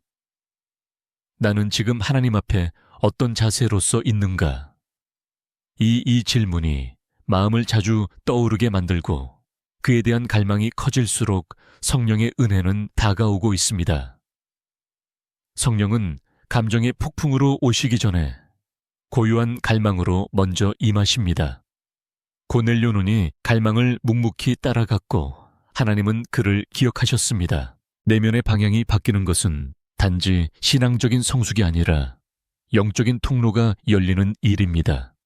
내 마음이 하나님을 향해 중심을 바꾸는 그 순간부터 성령은 그 마음 위에 은혜를 쌓기 시작하십니다. 다른 사람은 알아채지 못할 수 있습니다. 외부 환경은 달라진 것이 없을 수도 있습니다. 그러나 성령께서 준비하시는 시간은 언제나 내면에서 시작됩니다. 마음의 방향이 하나님께로 확실히 기울어질 때 비로소 하나님은 그 사람을 향해 놀라운 은사를 준비하시고 계십니다. 다음은 성령의 은사를 앞두고 반드시 나타나는 두 번째 징조. 환경이 갑자기 낯설게 느껴지는 순간에 대해 이야기 나누겠습니다. 평소와 다름없는 하루가 시작됩니다. 늘 하던 일상 같은 장소, 익숙한 얼굴들. 하지만 어느 순간 설명할 수 없는 낯설이 다가옵니다. 어제까지는 아무렇지 않게 여겨졌던 말투가 오늘은 불편하게 다가오고 오랫동안 함께 해온 사람들의 태도가 갑자기 어색해지며 늘 마음 편하던 공간이 이상하게 무겁게 느껴지기 시작합니다. 그 낯설은 단순한 기분 탓이 아니라 하나님이 준비하신 은혜의 전환점이 다가오고 있다는 징조일 수 있습니다. 하나님은 종종 우리가 머물고 있던 그 자리를 흔드심으로 새로운 자리를 예비하십니다. 사도행전 10장 5절에서 천사는 고넬료에게 이렇게 말합니다. 네가 지금 사람들을 욥보내어 베드로라 하는 시몬을 청하라. 성령의 은사가 임하기 전 하나님은 고넬료의 삶 속에 있던 질서와 구조를 흔들기 시작하셨습니다. 그는 평소처럼 기도하던 중에 환상을 보고 그 환상 안에서 자신이 알고 있던 경계와 고정된 방식에서 벗어나야 하는 상황을 마주하게 됩니다. 익숙한 로마 백부장의 자신의 집, 자기만의 신앙 방식에서 벗어나 이방인의 도시 요바로 시선을 돌려야 했습니다. 이는 단순한 명령이 아니라 하나님이 그를 새로운 차원으로 인도하시기 위한 낯선 변화의 시작이었습니다. 성령의 은사를 앞두고 일어나는 또 하나의 특징은 이전에는 전혀 불편하지 않았던 것이 점점 마음에 걸리기 시작한다는 점입니다. 주변 환경이 내게 말을 거는 듯한 느낌이 듭니다. 여기가 네가 머물 것이 아니야.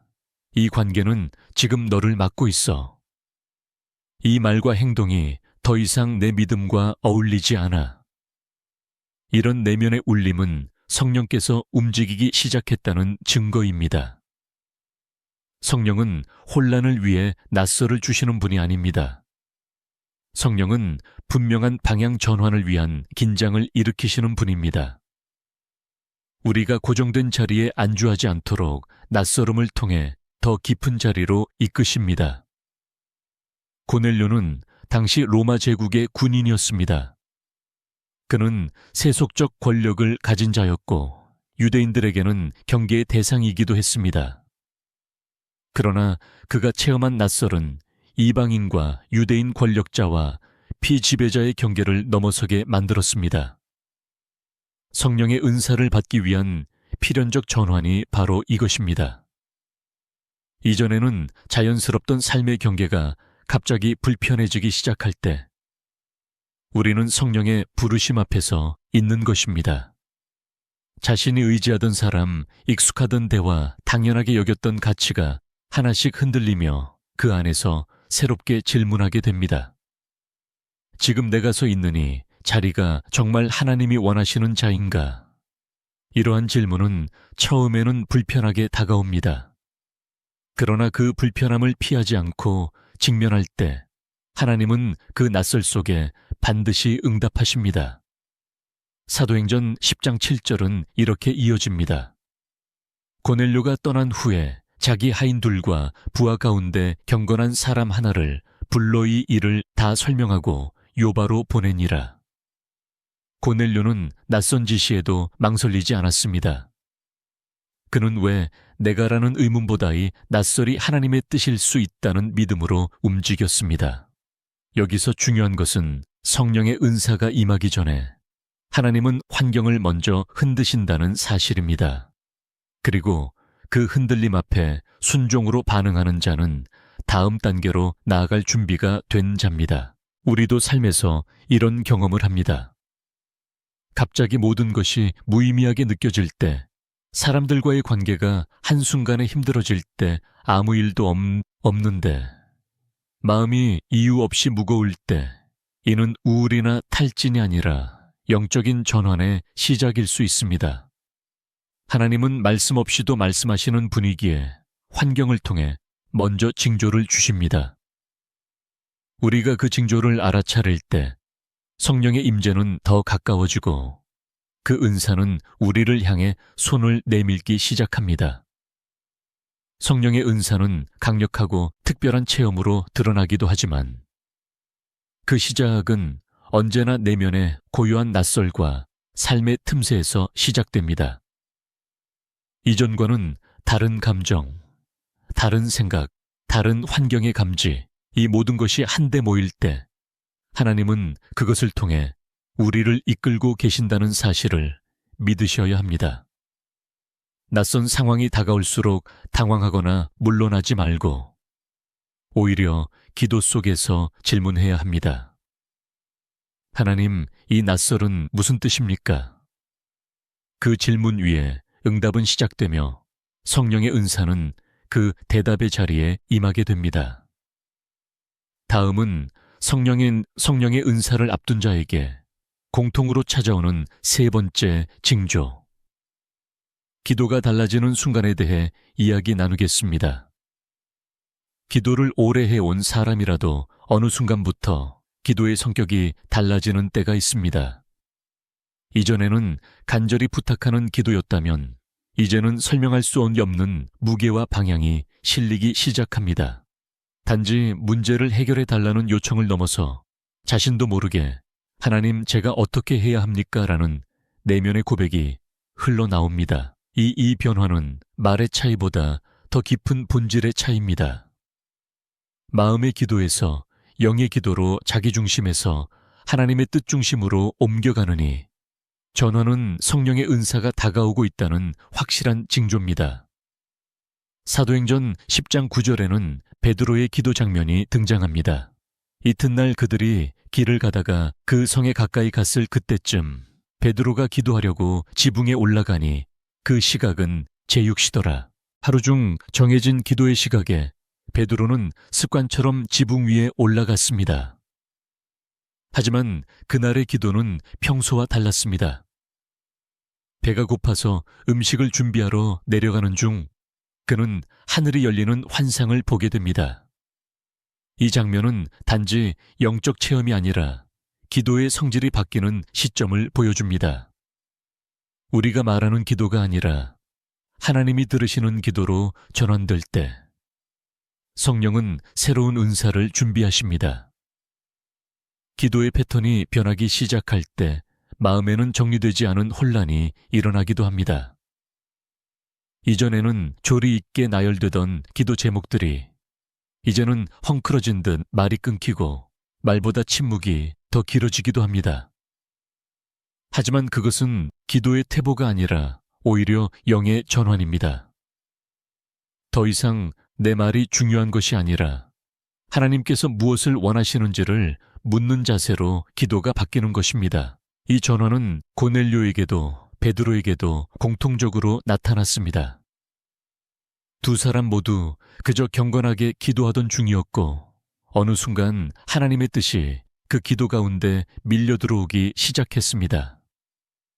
고넬료는 환상을 통해 하나님께서 자신의 기도를 기억하셨다는 말을 듣습니다. 사도행전 10장 4절에서 이렇게 기록되어 있습니다. 내 기도와 구제가 하나님 앞에 상달되어 기억하신 바가 되었으니 단순히 기도를 많이 했다는 것이 아니라 그 기도가 상달되었다는 것입니다. 이는 기도의 횟수가 아니라 기도의 중심이 바뀌었다는 뜻입니다. 성령의 은사가 임하기 직전의 기도는 그 방향이 나로부터 하나님께 그리고 하나님으로부터 세상으로 흐르기 시작합니다. 내가 원하는 것을 구하던 기도에서 하나님이 무엇을 원하시는지 묻는 기도로 깊어지면서 기도는 성령의 흐름을 타기 시작합니다. 베드로 역시 기도 중 환상을 통해 그동안 자신이 가지고 있던 유대인의 경계와 관념이 무너지는 경험을 합니다. 하늘에서 내려온 보자기 안에는 유대인이 부정하게 여기는 짐승들이 있었고 하나님은 그것을 잡아먹으라고 하십니다. 베드로는 이를 3번이나 거절하며 유대 율법을 고수합니다. 그러나 하나님의 응답은 분명했습니다. 하나님께서 깨끗하게 하신 것을 네가 속되다 하지 말라. 이 말씀은 단지 음식에 대한 것이 아니라 이방인에 대한 시선 더 나아가 성령의 역사를 제한하는 인간적 판단을 무너뜨리는 말씀이었습니다. 기도가 달라진 베드로에게 하나님은 전혀 다른 차원의 사명을 열어주셨습니다. 우리가 드리는 기도가 변화될 때 그것은 영적인 지각이 깨어지고 있다는 증거입니다. 이전까지는 기도한 뒤에도 마음이 그대로였다면 지금은 기도 중에 마음이 흔들립니다. 이전에는 말씀 없이 기도했다면 이제는 기도 중에 성경 한 구절이 떠오르며 마음을 찌르기도 합니다. 이전에는 자신을 중심으로 기도했다면 이제는 가족과 공동체 나아가 전혀 모르는 사람까지 품게 됩니다. 이처럼 기도는 성령의 은사를 담을 그릇을 만드는 과정입니다.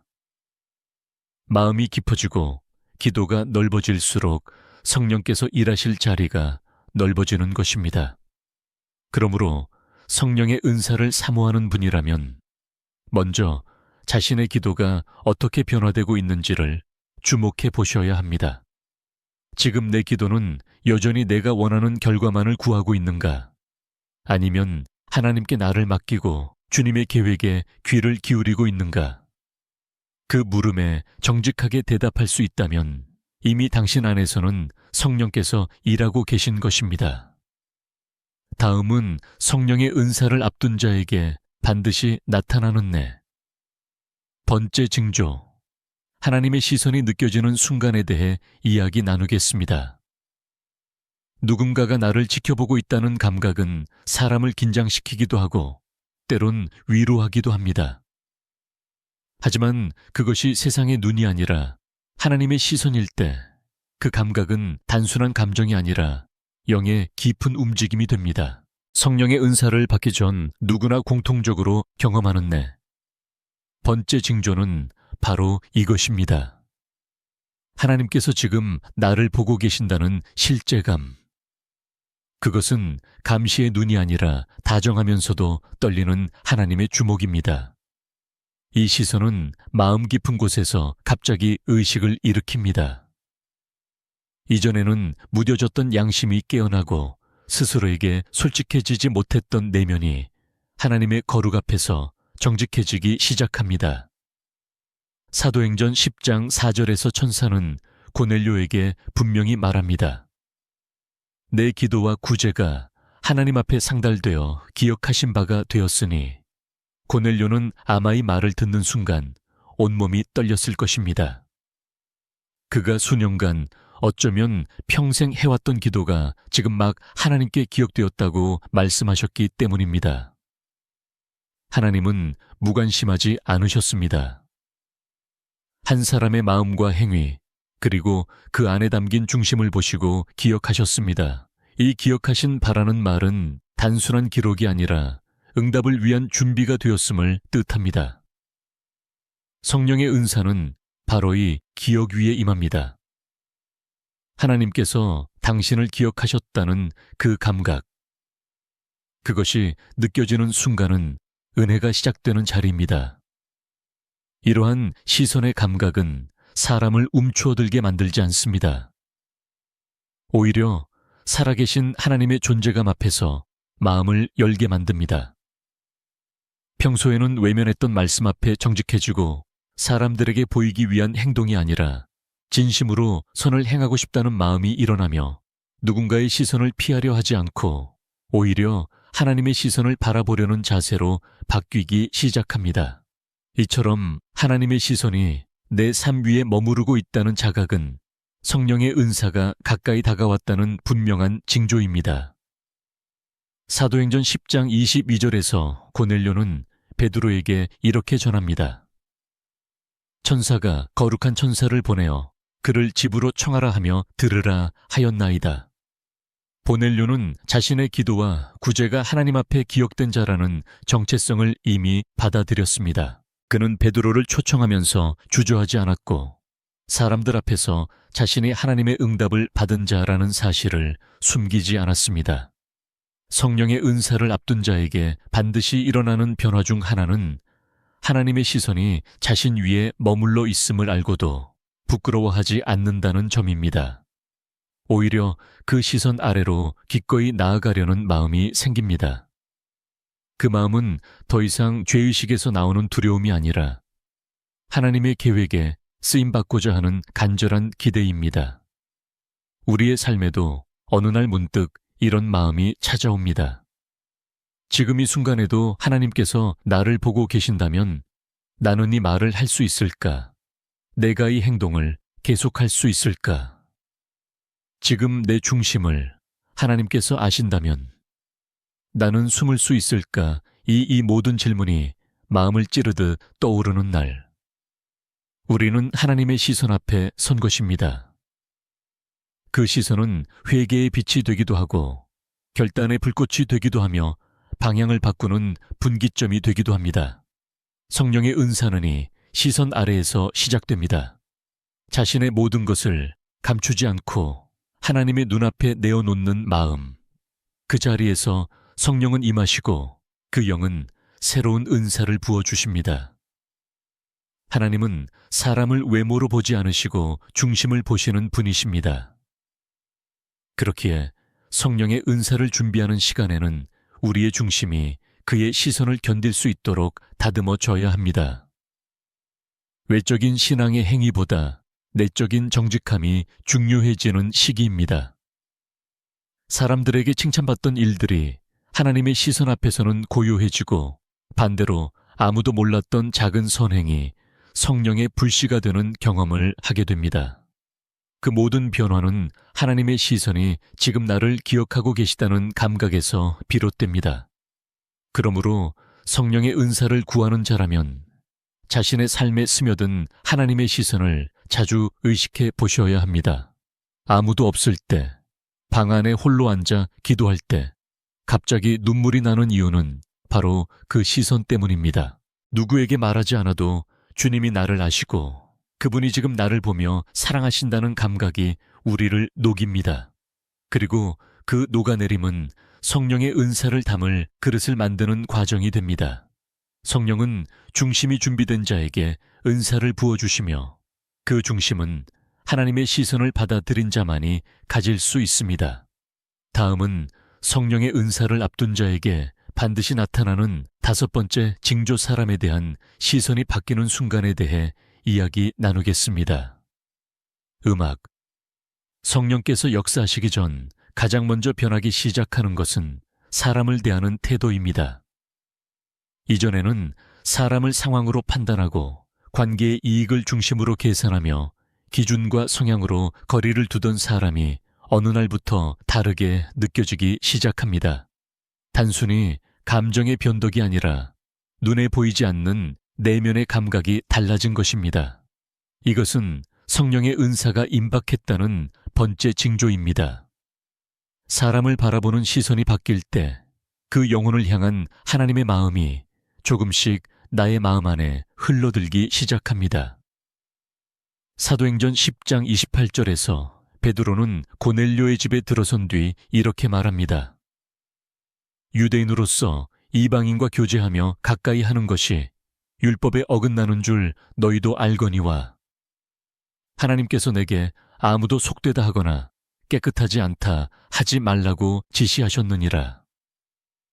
이전까지 베드로는 이방인을 향해 닿여있는 시선을 가지고 있었습니다. 그러나 성령께서 보여주신 환상과 하나님의 음성을 통해 그는 사람을 향한 하나님의 관점으로 시선을 바꾸게 됩니다. 단순히 규를 초월한 것이 아니라 하나님께서 사랑하시는 한 영혼을 보게 된 것입니다. 성령의 은사를 담을 그릇은 이러한 시선의 전환에서 시작됩니다. 우리는 삶 속에서 누구나 기준을 가지고 사람을 분류합니다. 가까이 할 사람과 멀리 할 사람, 믿을 사람과 의심할 사람, 나와 맞는 사람과 불편한 사람. 그런데 성령의 은사가 임박하면이 기준이 흔들리기 시작합니다. 이전에 불편했던 사람이 자꾸 눈에 밟히고 멀리 두었던 이들의 말이 마음에 와닿고 그동안 마음을 열지 못했던 관계에 자꾸 마음이 움직이기 시작합니다. 이것은 단순한 감정적 변화가 아니라 하나님의 마음이 내 안에 흘러들기 시작했다는 증거입니다. 성령은 우리 안에 사랑을 일으키시는 분입니다. 그리고 그 사랑은 인간적인 호감이 아니라 하나님의 눈으로 사람을 바라보게 하는 능력입니다. 베드로는 고넬리와 그의 가족들을 처음 보았을 때 그들을 이방인이라는 틀로만 판단했습니다.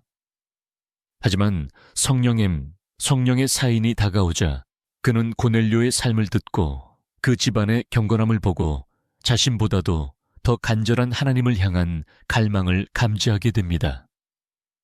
이전 같았으면 무시하거나 멀리했을 사람을 이제는 하나님의 형상대로 지음받은 귀한 존재로 바라보게 됩니다.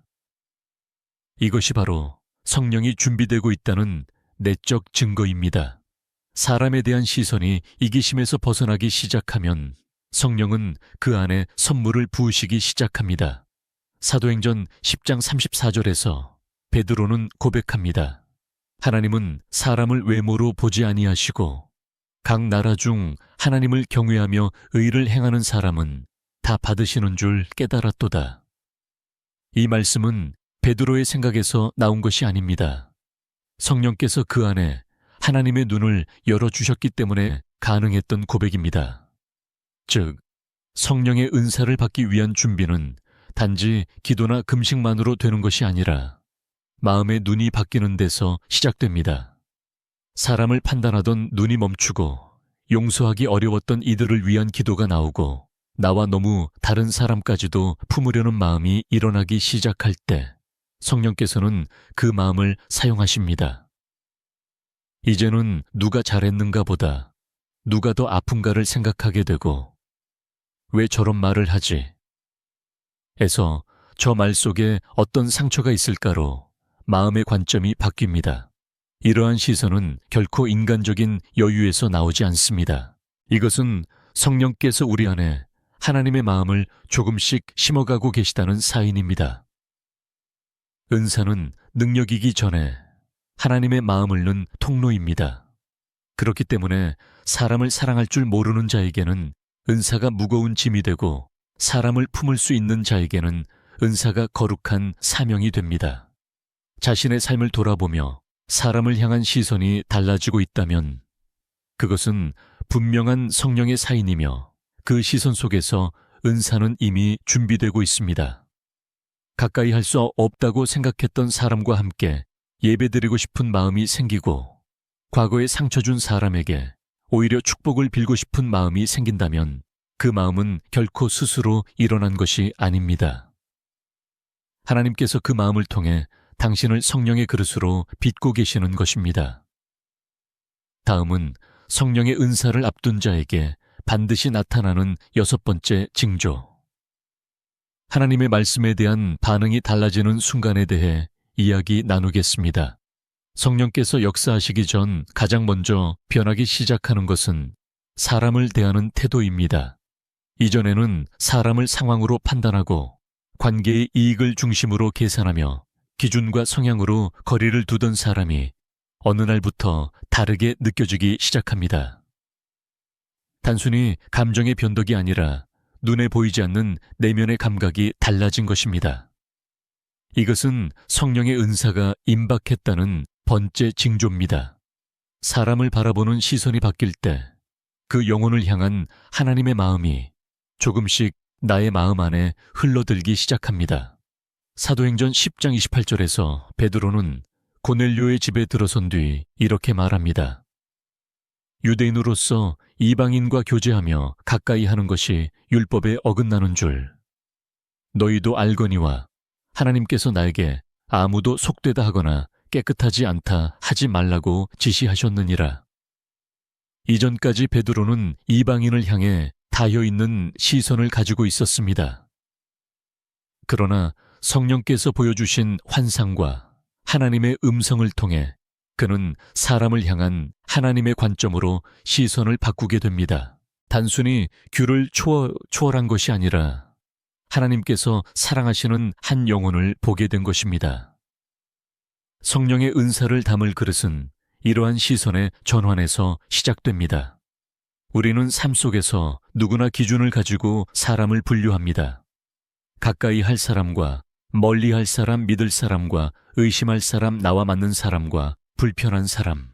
그런데 성령의 은사가 임박하면이 기준이 흔들리기 시작합니다.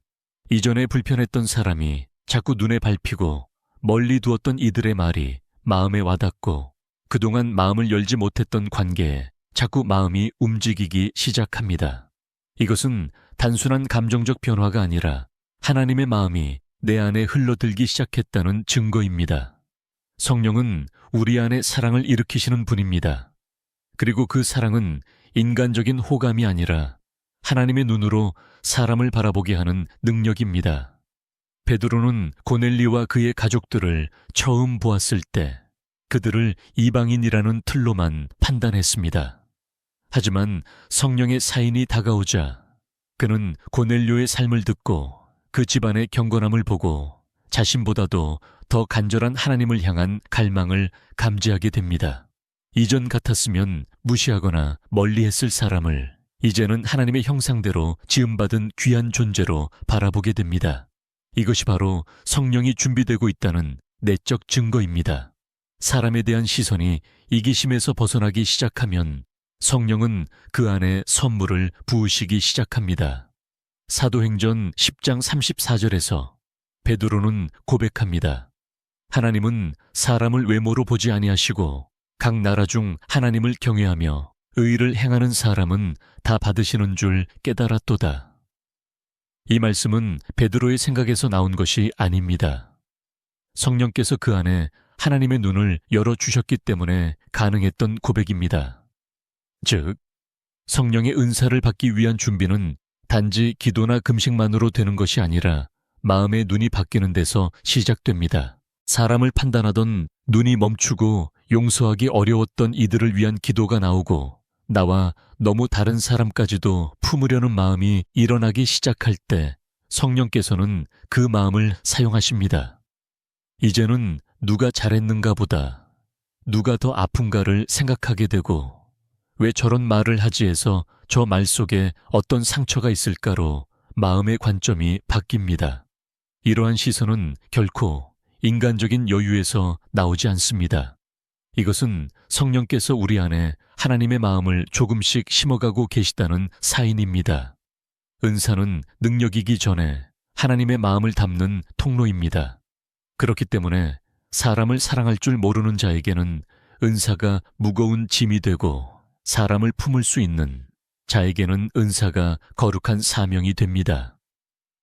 자신의 삶을 돌아보며 사람을 향한 시선이 달라지고 있다면 그것은 분명한 성령의 사인이며 그 시선 속에서 은사는 이미 준비되고 있습니다. 가까이 할 수 없다고 생각했던 사람과 함께 예배드리고 싶은 마음이 생기고 과거에 상처 준 사람에게 오히려 축복을 빌고 싶은 마음이 생긴다면 그 마음은 결코 스스로 일어난 것이 아닙니다. 하나님께서 그 마음을 통해 당신을 성령의 그릇으로 빚고 계시는 것입니다. 다음은 성령의 은사를 앞둔 자에게 반드시 나타나는 6번째 징조. 하나님의 말씀에 대한 반응이 달라지는 순간에 대해 이야기 나누겠습니다. 음악. 삶의 흐름이 더 이상 나의 계획대로 흘러가지 않을 때가 있습니다. 내가 정한 시간에 일이 풀리지 않고 생각보다 더딘 길을 걷게 되며 때로는 아무 일도 일어나지 않는 듯한 침묵의 시간이 지속됩니다. 그러나 그때 우리는 알게 됩니다. 지금은 내가 이끄는 시간이 아니라 하나님이 이끄시는 시간 속에 들어섰다는 사실을. 성령의 은사를 받기 전 반드시 찾아오는 7번째 징조는 바로 이 시간의 전환입니다. 인간의 조급함을 넘어 하나님의 속도로 움직이기 시작하는 순간 은사는 이미 가까이 와 있습니다. 사도행전 10장 30절에서 고넬료는 이렇게 말합니다. 내가 나흘 전이 시각까지 집에서 제 9시 기도를 하다가 한 사람이 빛난 옷을 입고 내 앞에 서서 고넬료는 이미 며칠 전부터 시간을 따라 움직이고 있었습니다. 그는 평소처럼 정한 기도의 시간에 하나님을 찾았고 그 시간 안에서 하나님의 응답을 받았습니다. 중요한 건 그가 그날 우연히 기도한 것이 아니라는 점입니다. 성령은 우연 속에 일하시지 않습니다. 성령은 철저히 하나님의 시간표에 따라 움직이시며 우리도 그 흐름 안에 들도록 인도하십니다. 고넬료는 정확히 나흘 전 제 9시, 즉 오후 3시에 기도하고 있었습니다. 당시 유대인의 정규기도 시간이었기에 그는 일상 속에 영적 습관을 지켜낸 것입니다. 하나님은 그 시간을 사용하셔서 환상을 보여주시고 천사를 보내셨습니다. 그리고 고넬료는 그 시각을 또렷이 기억하고 있었습니다. 성령의 은사를 받기 전 사람은 자신의 시간보다 하나님의 시간에 귀를 기울이게 됩니다. 나의 계획보다 하나님의 움직임이 더 중요하게 느껴지기 시작하고 조급함보다 인내가 마음속에 자리를 잡습니다. 베드로 또한 같은 흐름 속에 있습니다. 사도행전 10장 9절에 보면 그는 제6시, 즉 정회 기도하러 지붕에 올라갔습니다. 이 시간 역시 유대인의 정해진 기도 시간입니다. 그리고 그곳에서 하나님은 환상으로 그를 부르십니다. 베드로와 고넬료는 서로 전혀 알지 못하는 위치에서 같은 하나님의 시간 안에서 움직이고 있었던 것입니다. 성령의 은사는 바로 이런 시간에 일치 위에 임합니다. 사람과 사람을 연결하시는 하나님의 시간. 그 속에서 성령은 놀라운 역사를 이루십니다. 우리의 삶 속에서도 이런 경험이 찾아옵니다. 예전에는 일이 생각한 대로 되지 않으면 답답함을 느꼈고 누군가의 응답이 늦어지면 마음이 흔들렸으며 일정이 틀어지면 불안함에 휩싸이곤 했습니다. 하지만 성령께서 임박하시면 마음속에서 지금이 아니어도 괜찮다는 평안이 자라나기 시작합니다. 모든 것을 빨리 해내야 한다는 생각에서 벗어나 하나님이 원하시는 때가 가장 정확하다는 믿음이 생기기 시작합니다. 그리고 그 믿음 위에서 우리는 이전과는 전혀 다른 속도로 걷게 됩니다. 그것이 바로 은혜의 시간, 성령의 시간입니다. 성령의 은사는 하나님의 뜻과 하나님의 시간이 만날 때 임합니다. 내 시간에 집착하면 그 은혜를 놓칠 수밖에 없습니다. 그러나 내 마음을 내려놓고 하나님의 시간표를 기다리는 자에게는 하나님께서 그 기다림 자체를 성령의 통로로 사용하십니다.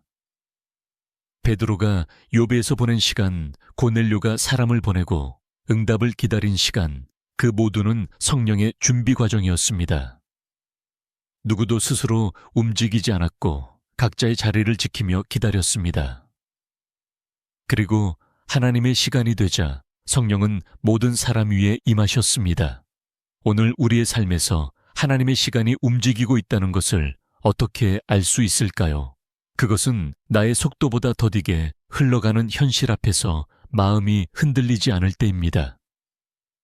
결과보다 순종에 집중하게 될 때입니다. 기도가 응답되지 않아도 하나님께서 듣고 계신다는 평안이 마음을 붙잡을 때입니다. 그때 성령은 우리 안에 시간을 넘는 은혜를 부어주시며 그 기다림의 자리에 은사를 허락하십니다. 그러므로 성령을 사모하는 자라면 오늘 당장 응답받는 것보다 하나님의 시간에 머무는 법을 배워야 합니다. 그 시간은 결코 낭비가 아닙니다. 하나님의 일은 성령의 준비를 통해 진행되며 그 준비는 곧 기다림이라는 말씀 없는 명령입니다. 당신이 그 기다림 속에서도 기도의 자리를 지키고 있다면, 말씀을 붙들고 인내하고 있다면 지금 성령은 당신을 하나님의 시간으로 이끌고 계십니다. 다음은 성령의 은사를 앞둔 자에게 반드시 나타나는 8번째 징조, 나의 입이 아닌 하나님의 말씀을 전하고 싶어하는 순간에 대해 이야기 나누겠습니다. 말이 많던 사람이 어느 날부터 입을 아끼기 시작합니다. 감정을 쏟아내던 입술이 잠잠해지고 스스로 말한 후회하던 태도 대신 말씀 한 구절로 마음을 정리하려는 변화가 찾아옵니다. 이 변화는 단순히 조심성이 늘어난 것이 아닙니다. 성령의 은사를 앞두고 누구나 경험하게 되는 8번째 징조. 입술이 거룩한 통로로 준비되기 시작하는 순간입니다. 더 이상 자신의 말을 하고 싶지 않고 하나님의 뜻만을 전하고 싶은 깊은 갈망이 내면에서 올라오기 시작할 때 성령은 그 입술 위에 은사를 부으실 준비를 하십니다. 사도행전 10장 34절에서 베드로는 고넬료의 집에서 입을 열어 말합니다. 내가 참으로 하나님은 사람을 외모로 보지 아니하시고 각 나라 중 하나님을 경외하며 의를 행하는 사람은 다 받으시는 줄 깨달았도다. 이 고백은 그가 유대인이라는 종교적 문화적 배경을 넘어 성령의 깨달음을 받아 입술로 전한 첫 말이었습니다. 이전의 베드로였다면 이런 말을 할 수 없었을 것입니다. 그러나 이제 그는 자기 생각이 아닌 하나님의 뜻을 전하고 있습니다. 이 말은 단순한 교훈이나 도덕이 아니라 성령께서 그의 입을 통해 흘려보내신 말씀입니다. 성령의 은사는 말에 머물지 않고 말이 시작점이 되는 자리입니다. 하나님께서는 인간의 입술을 사용하셔서 진리를 선포하시고 복음을 전파하시며 사람의 심령을 흔드십니다. 그러므로 성령의 은사를 받기 전 가장 먼저 다듬어지는 것이 입술입니다. 이전에는 쉽게 말하고 쉽게 상처 주던 입이 이제는 한마디 한마디를 두려운 마음으로 점검하게 됩니다. 말보다 침묵이 더 편해지고 자신의 의견보다는 하나님의 말씀이 먼저 떠오르기 시작합니다.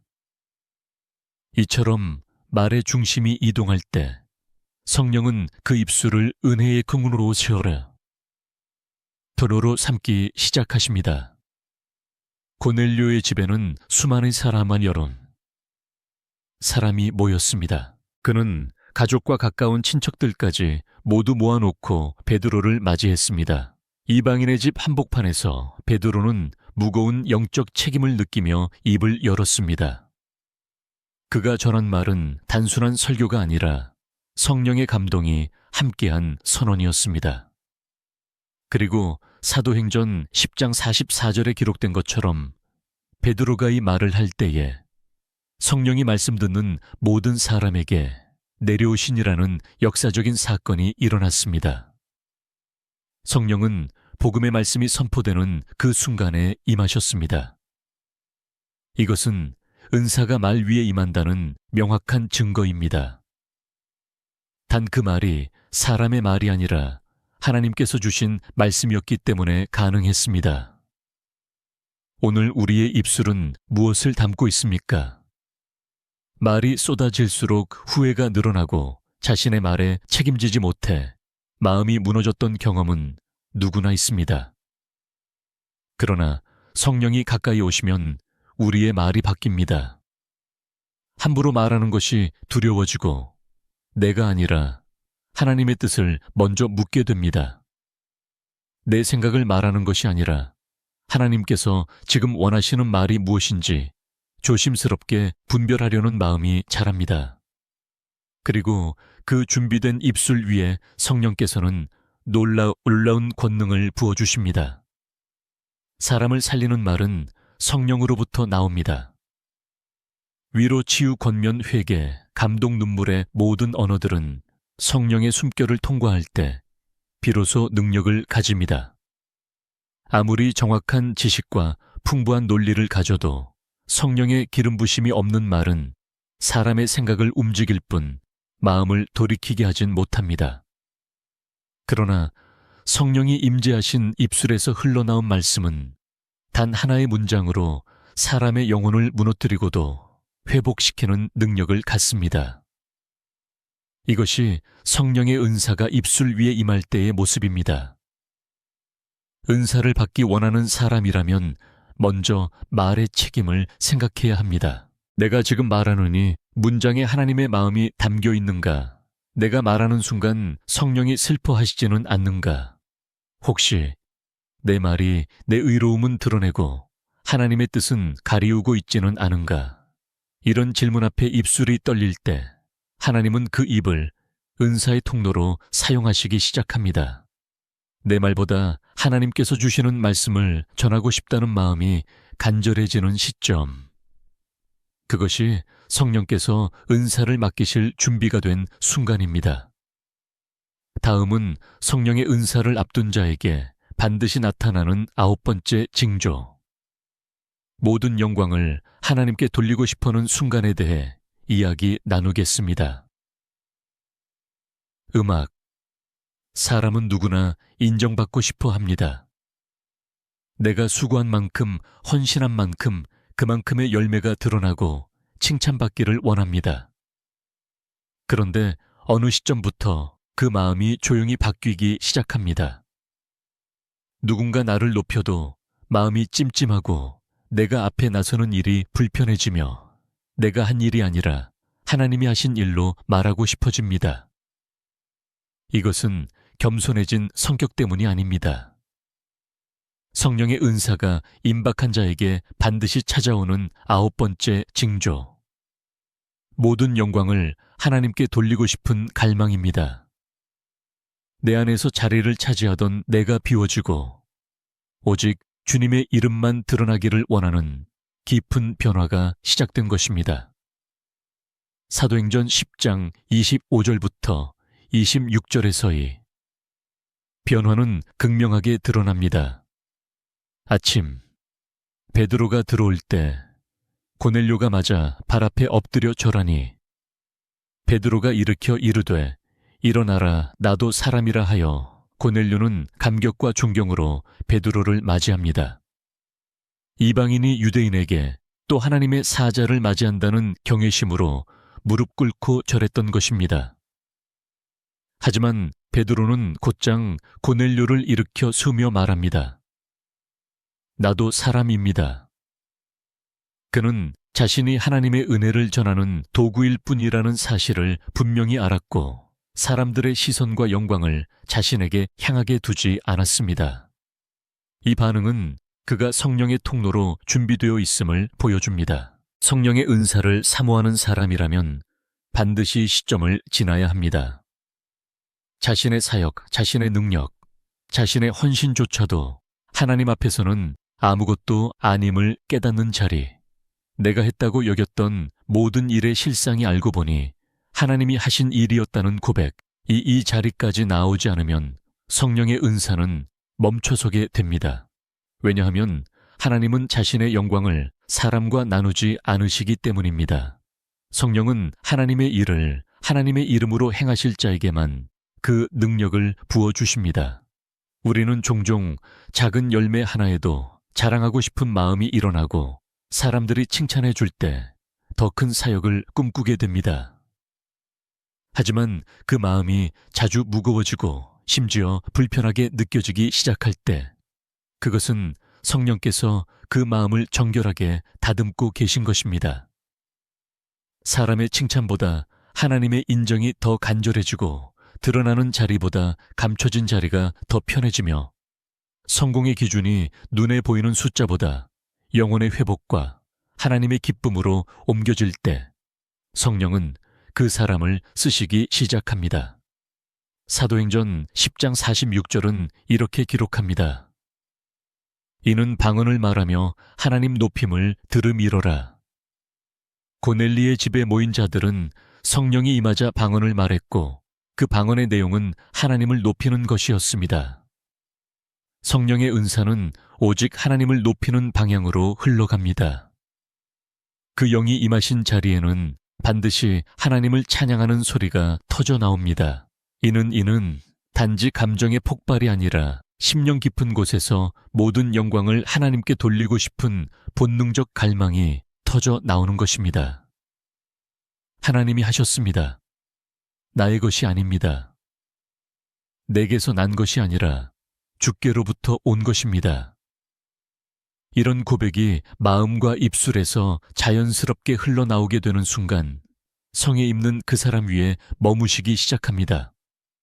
이제 우리는 점점 더 조용한 자리로 이끌려갑니다. 누가 봐주지 않아도 좋고 기록되지 않아도 괜찮고 알아주는 이가 없어도 흔들리지 않는 그 자리에 마음이 머물기 시작합니다. 그리고 그 자리에서 나의 모든 수고와 열심을 내려놓고 하나님 앞에 서게 됩니다. 그 자리에서 우리는 외치지 않아도 됩니다. 하나님이 아시기 때문입니다. 모든 영광을 하나님께 돌리고 싶어이 거룩한 감각은 사람이 만들어낼 수 있는 것이 아닙니다. 성령께서 그 마음에 자리 잡으셨다는 확실한 징표입니다. 여기까지 오셨다면 당신은 이미 성령께서 일하고 계신 자리 위에서 계신 것입니다.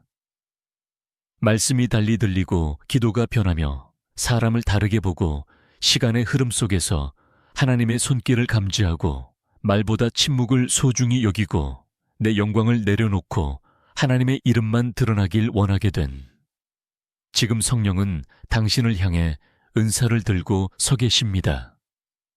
다음은 성령의 은사가 임한 이후 반드시 드러나는 결과, 삶 전체가 하나님의 뜻으로 이끌리는 결정적 변화에 대해 이야기 나누겠습니다. 성령의 은사는 단지 순간적인 체험이나 영적 감동으로 끝나지 않습니다. 그것은 사람의 삶 전체를 하나님의 뜻으로 재편하는 깊은 흐름입니다. 어떤 이는 눈물과 전율의 순간을 은사의 절정이라 여기지만 성령께서 진정으로 임하신 흔적은 그 이후의 삶으로 드러납니다. 겉모습은 이전과 같을 수 있으나 삶의 방향은 완전히 달라져 있습니다. 성령이 임한 자는 더 이상 자신의 뜻대로 살지 않으며 매일의 선택과 결정이 하나님의 인도하심을 중심으로 움직이기 시작합니다. 이것이 바로 성령의 은사를 받은 사람에게 나타나는 가장 중요한 변화입니다. 사도행전 10장 48절은 이렇게 말씀합니다. 베드로가 명하여 예수 그리스도의 이름으로 세례를 베풀라 하니라. 그들이 베드로에게 며칠 더 머물기를 청하니라. 여기서 고넬리와 그 집에 있던 모든 사람들이 성령의 은사를 받은 이후 어떤 삶의 결정을 내렸는지가 분명히 드러납니다. 첫째, 그들은 예수 그리스도의 이름으로 세례를 받았습니다. 즉, 믿음의 고백을 구체적 행위로 이어갔다는 뜻입니다. 둘째, 그들은 베드로에게 더 머물기를 청했습니다. 말씀을 더 듣고 하나님을 더 배우고자 하는 갈망이 생긴 것입니다. 이는 성령의 은사가 단순한 체험이 아니라 삶의 구조를 바꾸는 일이라는 사실을 분명히 보여줍니다. 성령께서 임하신 사람은 이전처럼 살 수 없습니다. 욕심이 내려지고 관계를 회복하게 되며 삶의 우선순위가 뒤바뀌기 시작합니다. 내가 추구하던 성공과 만족이 더 이상 중심이 아니며 하나님의 뜻이 무엇인지 날마다 묻게 됩니다. 성령은 일회적인 감동이 아니라 방향입니다. 그 방향으로 삶 전체가 이끌릴 때 진짜 은사가 시작된 것입니다. 기도의 자리에서만 아니라 직장, 가정, 일상에서 성령의 감동이 계속해서 흐르고 그 감동에 따라 말하고 행동하며 결정하게 됩니다. 고넬리와 그 가족들은 단지 방언을 말하고 끝난 것이 아닙니다. 그들은 즉시 세례를 받고 공동체 안으로 들어왔으며 말씀을 더 깊이 사모하게 되었습니다. 이것은 그들이 단지 성령의 현상을 경험한 것이 아니라 성령 안에서 완전히 새로워졌다는 증거입니다. 오늘날 많은 사람들이 성령을 받았다고 말하지만 삶의 방향은 이전과 다르지 않습니다. 그러나 진짜 성령의 은사는 삶 전체를 하나님 중심으로 재편합니다. 오늘 하는 말, 오늘 하는 결정, 오늘 바라보는 사람과 세상을 향한 시선이 달라지는 것. 바로 그것이 성령께서 주시는 은사의 열매입니다. 첫째, 성령의 은사를 받은 자는 반드시 삶의 방향이 하나님 중심으로 바뀝니다. 더 이상 자신을 위해 계획하지 않고 하나님의 뜻을 먼저 묻습니다. 둘째, 은사를 체험한 사람은 말씀에 대한 갈망이 멈추지 않습니다. 성경을 지식으로만 읽지 않고 삶을 해석하는 유일한 기준으로 삼습니다. 셋째, 공동체에 대한 태도가 달라집니다. 혼자 은혜를 누리는 것이 아니라 함께 나누며 공동체를 살리는 자로 변합니다. 넷째, 이전까지 미루어왔던 순종의 결단을 오늘로 옮깁니다. 세례와 회개, 화해와 헌신의 자리를 즉시 선택합니다. 다섯째, 성령을 받은 이후에는 하나님께 영광을 돌리는 것이 가장 큰 기쁨이 됩니다. 누가 알아주지 않아도 주님이 기뻐하신다면 그것으로 충분합니다. 이 모든 변화는 단지 성격이 좋아진 것이 아닙니다. 성령께서 그 마음과 삶을 새롭게 하셨기 때문입니다. 은사는 내가 무엇을 할 수 있게 되었다는 것이 아니라 하나님께서 내 안에서 무엇을 시작하셨는가의 결과입니다. 방언, 치유, 예언, 지혜, 섬김, 능력, 어떤 은사든 그것은 결국 하나님이 주시는 사명으로 이어져야 하며 그 사명이 내 삶을 통해 계속해서 증거되어야 합니다. 보넬리의 집에 임한 성령은 한 번의 사건이 아니라 이방인에게도 복음이 전해지는 역사의 전환점이었습니다. 당신의 삶 위에 임한 성령도 당신 한 사람만을 위한 것이 아니라 누군가의 회복과 하나님의 뜻을 위한 사명입니다. 오늘 나눈 사도행전 10장은 단지 한 사람의 변화가 아닌 하나님의 계획이 어떻게 한 가정, 한 공동체, 한 민족으로 확장되어 가는지를 보여줍니다. 성령은 사람을 바꾸실 뿐 아니라 그 사람을 통해 세상을 움직이시는 하나님의 손길입니다. 그리고 그 시작은 너무도 고요하게, 때론 낯설게, 때론 조용한 기도의 한순간에서부터 시작됩니다.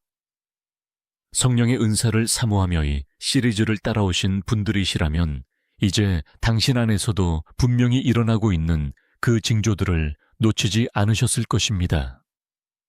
말씀에 반응하고 기도에 달라진 감각이 생기고 사람을 향한 시선이 바뀌고 말씀 한 구절에 눈물이 흐르며 모든 영광을 하나님께 올려드리고 싶어하는 그 마음.